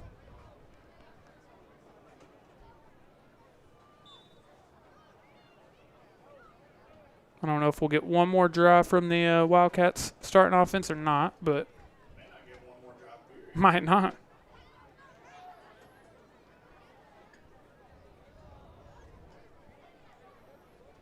They're not too concerned about a play clock, I don't believe.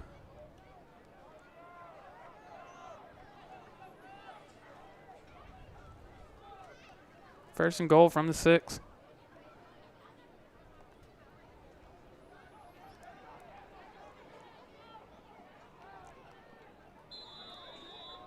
He's brought out of bounds by Zane Pryor. I think we got some cramps. I've seen that in the month of August. Yep. A time or two. Great job by the DB there to force him outside and not letting him cut it up. It doesn't help when it's 100 degrees outside.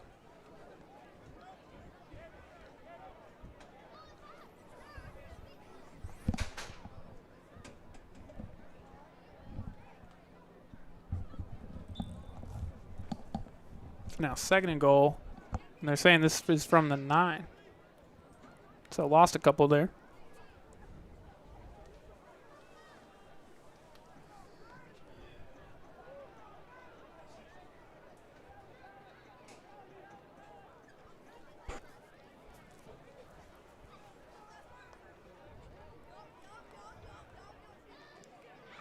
Jackson Medlock there. Zane Pryor as well, a few other Wildcats. We sniffed that one out pretty quickly. That's going to bring up 3rd and a long goal. Yep. Very all the way long back goal. at the 15, wow. Yep.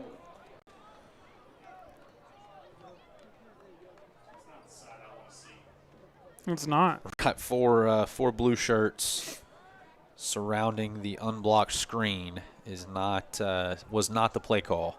Yeah, and this started as a 1st and goal from the 6, and without any penalties, without any flags, you're 3rd and goal from the 15. Watch out for Gasaway here. Incomplete. Great coverage. Mike Robinson, he's having a good night. He had a picker in the end zone earlier. Interesting to see if Pittsburgh elects to kick here. Mm-hmm. Definitely not a sense of urgency to do so. No, which they've kind of been doing that on this drive, it feels like.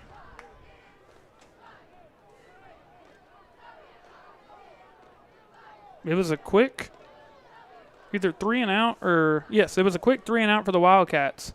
And by the time they get the ball back, there's only 2.5 minutes left in this quarter. They are going to kick it, looks like.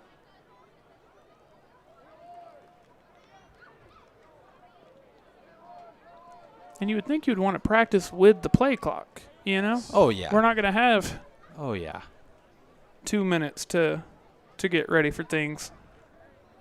So 31-yarder, Pittsburgh.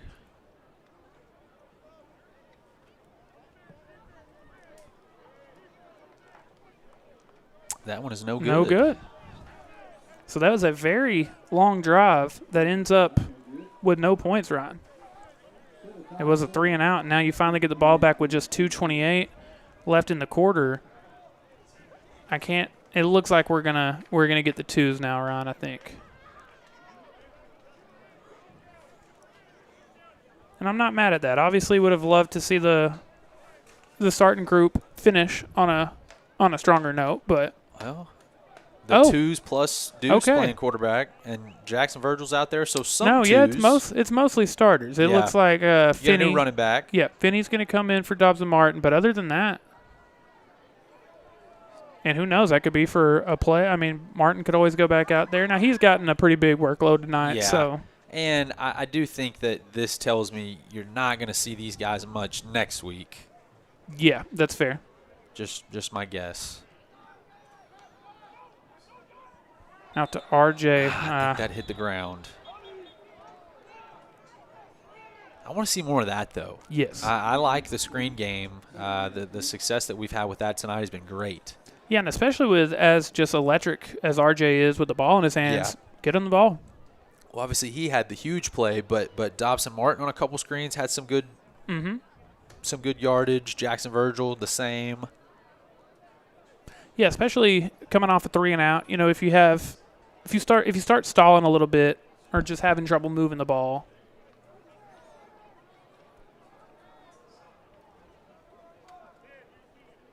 And it seems like we did struggle a little bit more in the second quarter than we did in the first, but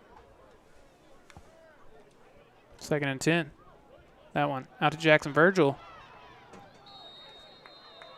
And Virgil gets a few there. And again, I thought he got closer to the first down marker than that, but they're going to call it 3rd and 4.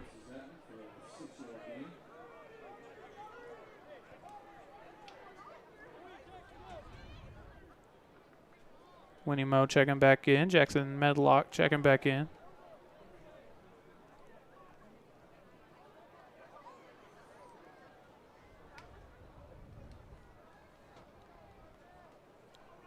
Third and 4 now.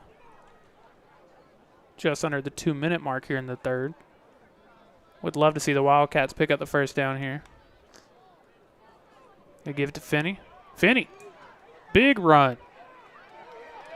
And I've been waiting to see him get a chance. You got to like that. You kind of felt like he was a guy in camp that has looked good. Yes. Thought he was the clear kind of RB2. And it's a great job, great vision there. Yes. That wasn't the original plan, but that hole kind of got clogged up, and he did a great job redirecting. Obviously, with as dynamic as Dobbs and Martin is, you don't know how many snaps he's going to get or how many chances. But, I mean, when you make the most of the chances you get, it's a good way to earn more of them. Deuce looking deep for Jackson Virgil. Jackson Virgil, hold on. I don't think he completed the catch. I think he had it originally, but did not survive the ground. And just a hair underthrown by Deuce there, but they're close. They had one earlier in the night. That's a ball in a month. Yeah. That's a touchdown 10 times out of 10. Yeah, I think so. But well, you got to like seeing Jackson Virgil get behind defenders. That's a scary sight for opposing defenses. Brings up 2nd and 10 from the 47. Ron, when I was getting all my notes for tonight's game, like looking back on the stats from last season, would you like to guess what Deuce Timmons' completion percentage was in 2025? Oh man, Deuce Timmons' completion percentage. Now, for before you do answer, for the fans or for the viewers at home, what would you say is a good completion percentage? If it's at blank or higher. Oh, anything over 60 is not bad. Okay. I mean, that's pretty solid. Wouldn't you say?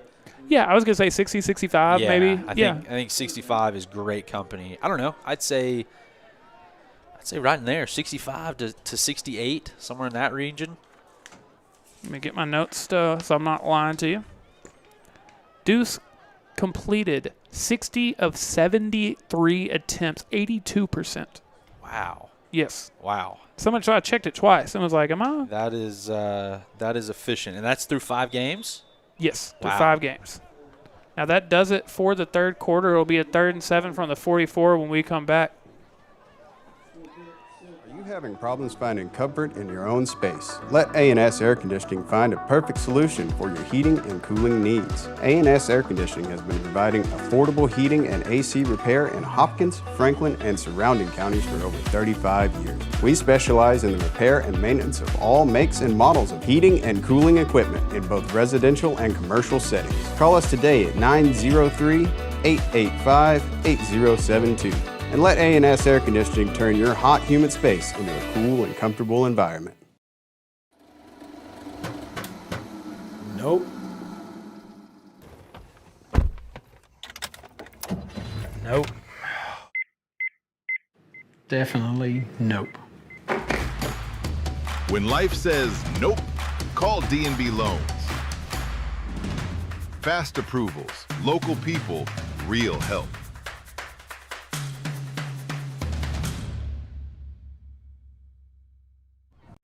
And that'll do it for the quickest third quarter of all time. 3rd and 7 to start the 4th. Robert Finney gets it again. Finney keeps going. Up past the 32 carries and 2 very efficient carries for Finney. Yeah, and we do have a flag, and it's kind of in the holding region. And it was way away from the blade, too. Don't love that. I know it. I think that's going to come back, but great run by Finney there. While we have a second, I will do our Parks Recycling in-game recap for the third quarter. It was the quickest quarter of all time. The Wildcats opened it with a 3-and-out, and then Pittsburgh had the longest drive I've ever seen that did not end in points, I believe. Ended up in a missed field goal, and now we're here. So if they have to redo 3rd down, it's 3rd and 7 still. Yeah, so it'd be 10 from where it happened. Gotcha. Not the original line of scrimmage, but yeah, it was a great run. The holding had no bearing on that play whatsoever. I'd love to see Finney get a... Yeah, just give it to him again. Yeah. I do like RJ in the slot, though. Play action. Got him there. Yep. I was about to say, unfortunately, the one time they let him. Got him there. So that brings up 4th and 7, 4th and 8. And I imagine they don't get the first down here. This is probably the final play of the night for your ones. Yeah, we keep saying that, but True. We'll see. It's our first, I think, 4th down attempt. This is definitely in go-for-it territory for us. RJ and TJ on that side, Jackson Virgil and Quinn Harris on this side. Now it's not go-for-it territory. Yeah. That might make you punt here. I don't know. I mean, in a scrimmage, you could obviously still go for it just to go for it. Oh, of course. Of course. But this would probably be a punt. Yeah.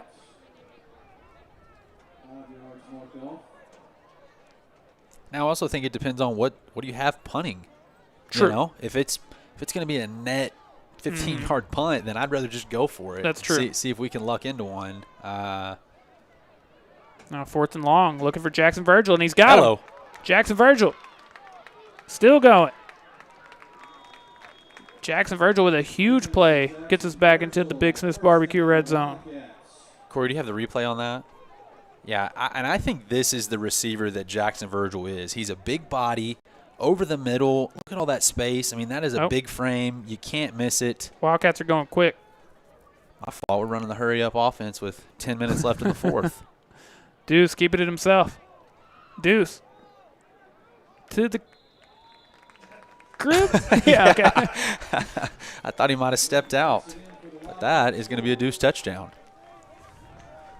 Well, that was a quick 50. It was. 2 plays, very easy. Nice little pitch and catch, nice QB keeper. I tell you what, there's been some ugly times on offense tonight, and we expected that. However, the Cats can do it quickly. Can. I mean, we've had a couple of touchdowns that blink and you missed it. I'm sitting here doing just an in-depth analysis on why Jackson Virgil is a great dig receiver, ball over the middle, and Deuce is running it in for a touchdown. When we come back from the commercial break, I want to let you have get to actually watch that replay, but that gives the Wildcats a 28-21 lead. Hi, I'm Erin Neal, the principal agent and owner of Hamby Insurance. I am passionate about serving the local community and the surrounding areas. My goal is to take the hassle out of buying insurance. I want to educate you on what you're buying and help you make an informed decision. Whether it's personal or commercial insurance, my team and I will be here every step of the way to make sure you are getting the satisfaction you need and the coverage you deserve. My promise to you is that we will never hard sell you insurance, use slick sales techniques, or pressure you into making a decision that you're not comfortable with. Call us today at 972-285-0381 to find the best coverage to fit your need. My commitment is to give you unparalleled service, and remember, Hamby helps. Wildcats open their night on a Deuce Timmons touchdown, and the starters might end it on one. Going back and looking at this play from Jackson Virgil. But again, like I was saying, big guy, long arms. I mean, a sure target, great hands. Anything over the middle, that's the guy I want to throw to. I mean, that is an easy 20-yard pitch and catch. That's as easy as it gets at that distance. Take one more look at it. Yeah, Virgil over the middle like that is going to be deadly all year. And we've already seen a post route caught. We saw a post that was underthrown that I think is a sure thing later in the season. You start working that route in. We've already seen some 5-yard stops. It just the bag's deep with Virgil. It is. He can do it a lot of different ways, and I think as Deuce continues to progress as a passer, and I think tonight he's made some throws that maybe at times we didn't see last year. Yeah. And he's throwing on the run great. That's a ball over the middle that's great. Lots to like tonight from the Wildcat offense. Still only a junior. Last year, Virgil was the second leading receiver on the team. Finished his sophomore year with 531 yards on 29 catches, so 18 yards per catch, and was tied with the most receiving touchdowns on the team with 8. Did Jamorian or Jackson Hare lead the team in yardage? Jackson Hare. Okay, led yeah, the team. I was. Yep. Yeah, at the running back position, that's obviously rare. Yeah, and I wasn't sure on that until today when I was going back and getting my stats and everything, but. And we it are does look running like we've got the twos out. Yep. On this defensive possession. We've got the twos and we've got the clock running, so it's going to be a pretty quick 9 minutes, I think. I think Pittsburgh has also brought out the twos. Yes, very much. Looks like it. We'll start this drive at the 30. 9:03 to go.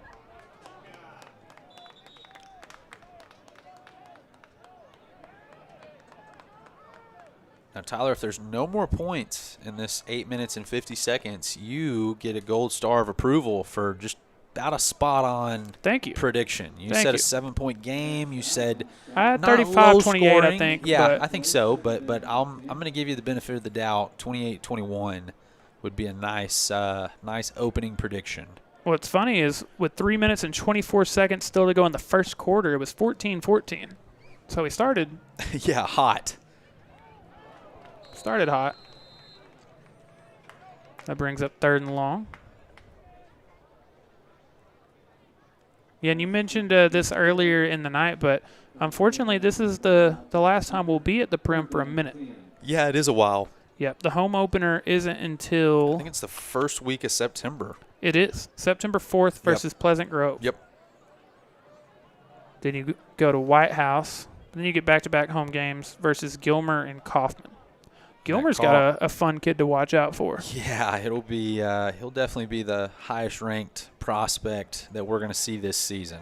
Yes, for the viewers at home that might not know what we're talking about, Gilmer has an offensive lineman, I believe, who is... A 6'8", behemoth. 6'8" from France that is committed to the Texas Longhorns.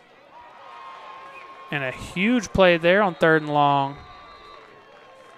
That was a back shoulder beach ball. 6'8" from France. So he's Wimby, essentially, of high school football. Frenchman. And you said committed to Texas? Committed to the Texas Longhorns. Dang. Yeah, so that'll be a task. Will be. I'd be interested to see if he plays both ways at high school. Obviously, at college he would just be an O-lineman, but I could definitely see him being a D-tackle or defensive end. Man, Gilmer has churned out some athletes over the years. Have they? I think when you talk about ball. Pittsburgh turns that into a gain of 4 or so. I thought we might have a chance to get that, and it turns out to be a pretty good gain for the Pirates. But yeah, to me, when you think about 903 East Texas football, I mean, Gilmer's definitely one of the names that comes to mind pretty quickly. No question. I think you start out with Carthage and Longview, and then I think you quickly get to Gilmer. Yeah. Yeah.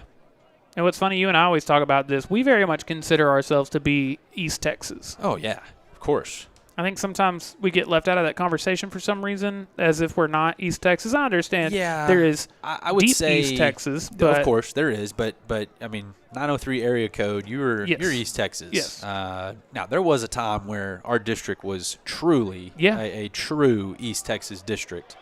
We've gotten closer to the Metroplex of late, but I'm excited to have an East Texas non-district schedule. I am too. And that first round of the playoffs is going to be a deep East Texas matchup, and so I'm looking forward to all of that. In that same article that predicted us to finish second in the district behind Paris, it had us facing Kilgore, who they had finishing third in that district. Wow. Can you imagine Sulphur Springs versus Kilgore in the first round of the playoffs? That's tough.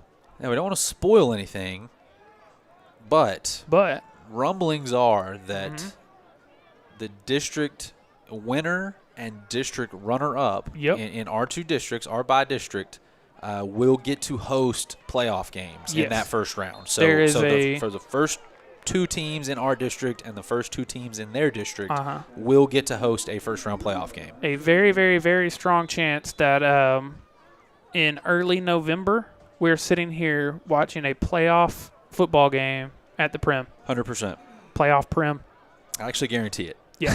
Okay. I'll start right now, and I guarantee that Sulphur Springs is hosting a playoff game come November. Playoff Prim just sounds right. Oh yeah, no, it was. Now, did you ever get to do that? Yep. Okay. My very last game was a home playoff game. Man, what was that atmosphere? It was like? electric. It was electric. I definitely look forward to that if that is what happens. But it sounds like all Texas high school football is going to go that direction. Yes. And I do think that's going to happen, but I can say with absolute certainty that is what the case is for our two districts. And that's great makeup coverage there. That is. It brings up by Freddie Williams. Kind of got beat early, but great job shooting the hands and knocking that one down. Got caught looking into the backfield a little bit.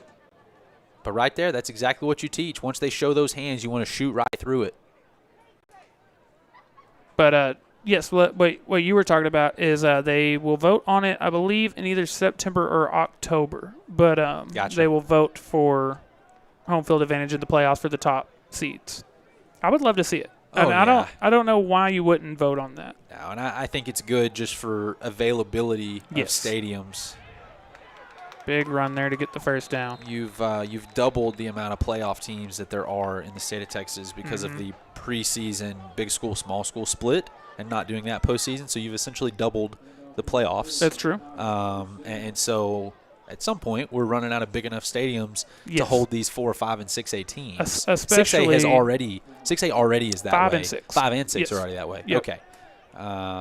But yeah, especially in the first round. I think once you get deeper than that, I also think you've earned it. Yes, 100%. You got to be. You couldn't do it deeper because then you get into a situation where it's 1 seed versus 1 seed. Well, and also it might be 3 hours. That's true. That's true. You know what I mean? I mean, you're not going to have a 3-hour matchup in the first round. Probably not. It can happen. That happened to Mount Pleasant last year. Mount Pleasant had to travel to Magnolia, which is about 3.5 hours for them. They won that game. And won it. That's crazy. But that's very rare. Like Mr. Clean with hair. There you go. I had to get a little Wayne Lyric in there somewhere. We weren't going to go the whole night. Just mid-season for him, Tyler. Thank you. I appreciate that. Just 2 minutes and 16 seconds left here in this one. Are we going to end in a tie? Oh, man, I hope not. The World Cup is over. So obviously you want them to go for two, right? Yeah. Absolutely. They're going to kick it. We got time, though. Minute 50. I would like them to. I mean, they've got the rolling clock. Okay, they've stopped it. Yeah, I mean, I think we should get one drive with the twos. Yeah. Yeah, you want to see. So does RJ go to quarterback, you assume? I'm not sure. Yeah, I don't know. I could see both. I would like to see it. Yeah, of course.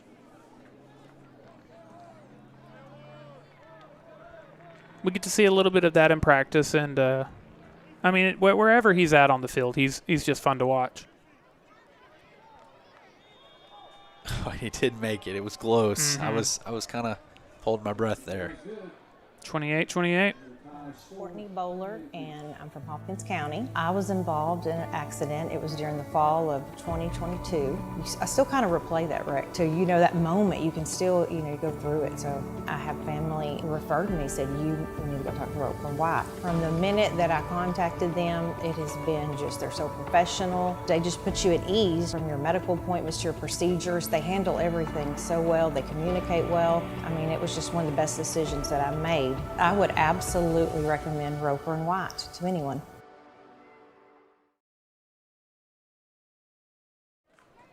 $1:56 to go, and we are all tied up 28-28.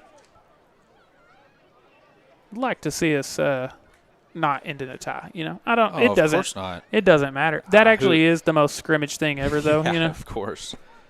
No, I mean, in all reality, who cares? But nobody likes a tie. All in all, how does Ryan Humphreys feel about what he's seeing here tonight? I think it went about like I said it would. I think there's been some awesome. I think the offense has shined in spots. I think the defense has shined in spots. I think the offense has looked ugly in some spots, and I think the defense has looked ugly. Yeah. I think it's one of those deals where I don't want to say you don't want to feel good about it on the first scrimmage, but you don't want to feel like we've topped out. Yeah, for sure. If you top out now, it's going to be a long season. For sure. I think we got to continue to get better. I really hope that we're cleaner in 2 weeks against Mount Pleasant than we are tonight. If we're not, then I think you lose that game. Yeah. But I do think that there were some times tonight where you really saw glimpses of, okay, now this is a team that can win 8, 9, 10 ball games, maybe more. And so it's in there, and I see it. But we definitely, there's some spots we got to clean up. I agree. I think you will be cleaner 2 weeks from now. I think on both sides of the ball, I think you'll see a cleaner Wildcat team. It does look like you're going to see RJ Doss, the freshman, at the quarterback position.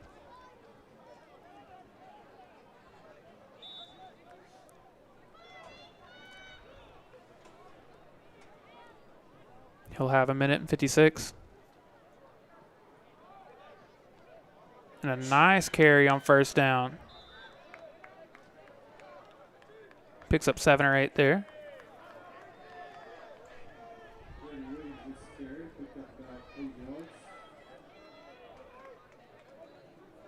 Really good job by 66 there.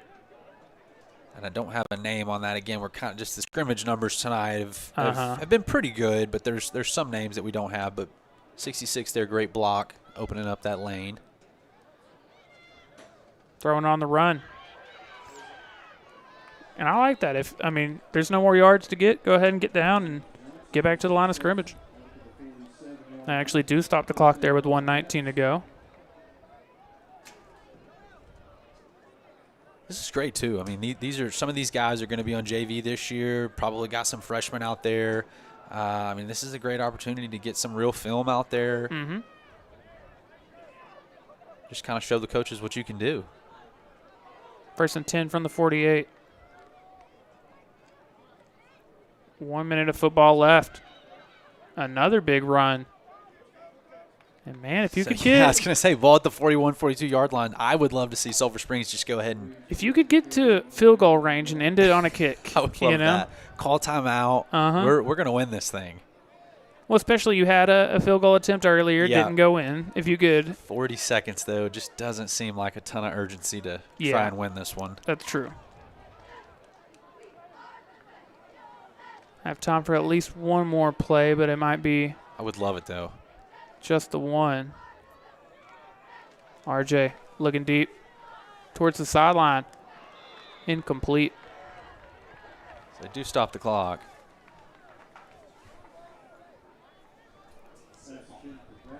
He did have some zip on that one. Do they go to overtime in the NFL preseason? Or do they just tie? So producer Corey is saying no. I don't know one way or the other. I would think it ends in a tie, but I don't know that. I'm going to say, here's my real answer. I'm going to say no overtime, but I also cannot recall a time where it was a tie. Right, I can't either. So it makes me feel like it's just an understood we're going for two at the end. RJ looking deep. Really good pass, but incomplete. That's a couple in a row that I think he's made good passes on. But yeah, that's a laser over the middle, Tyler.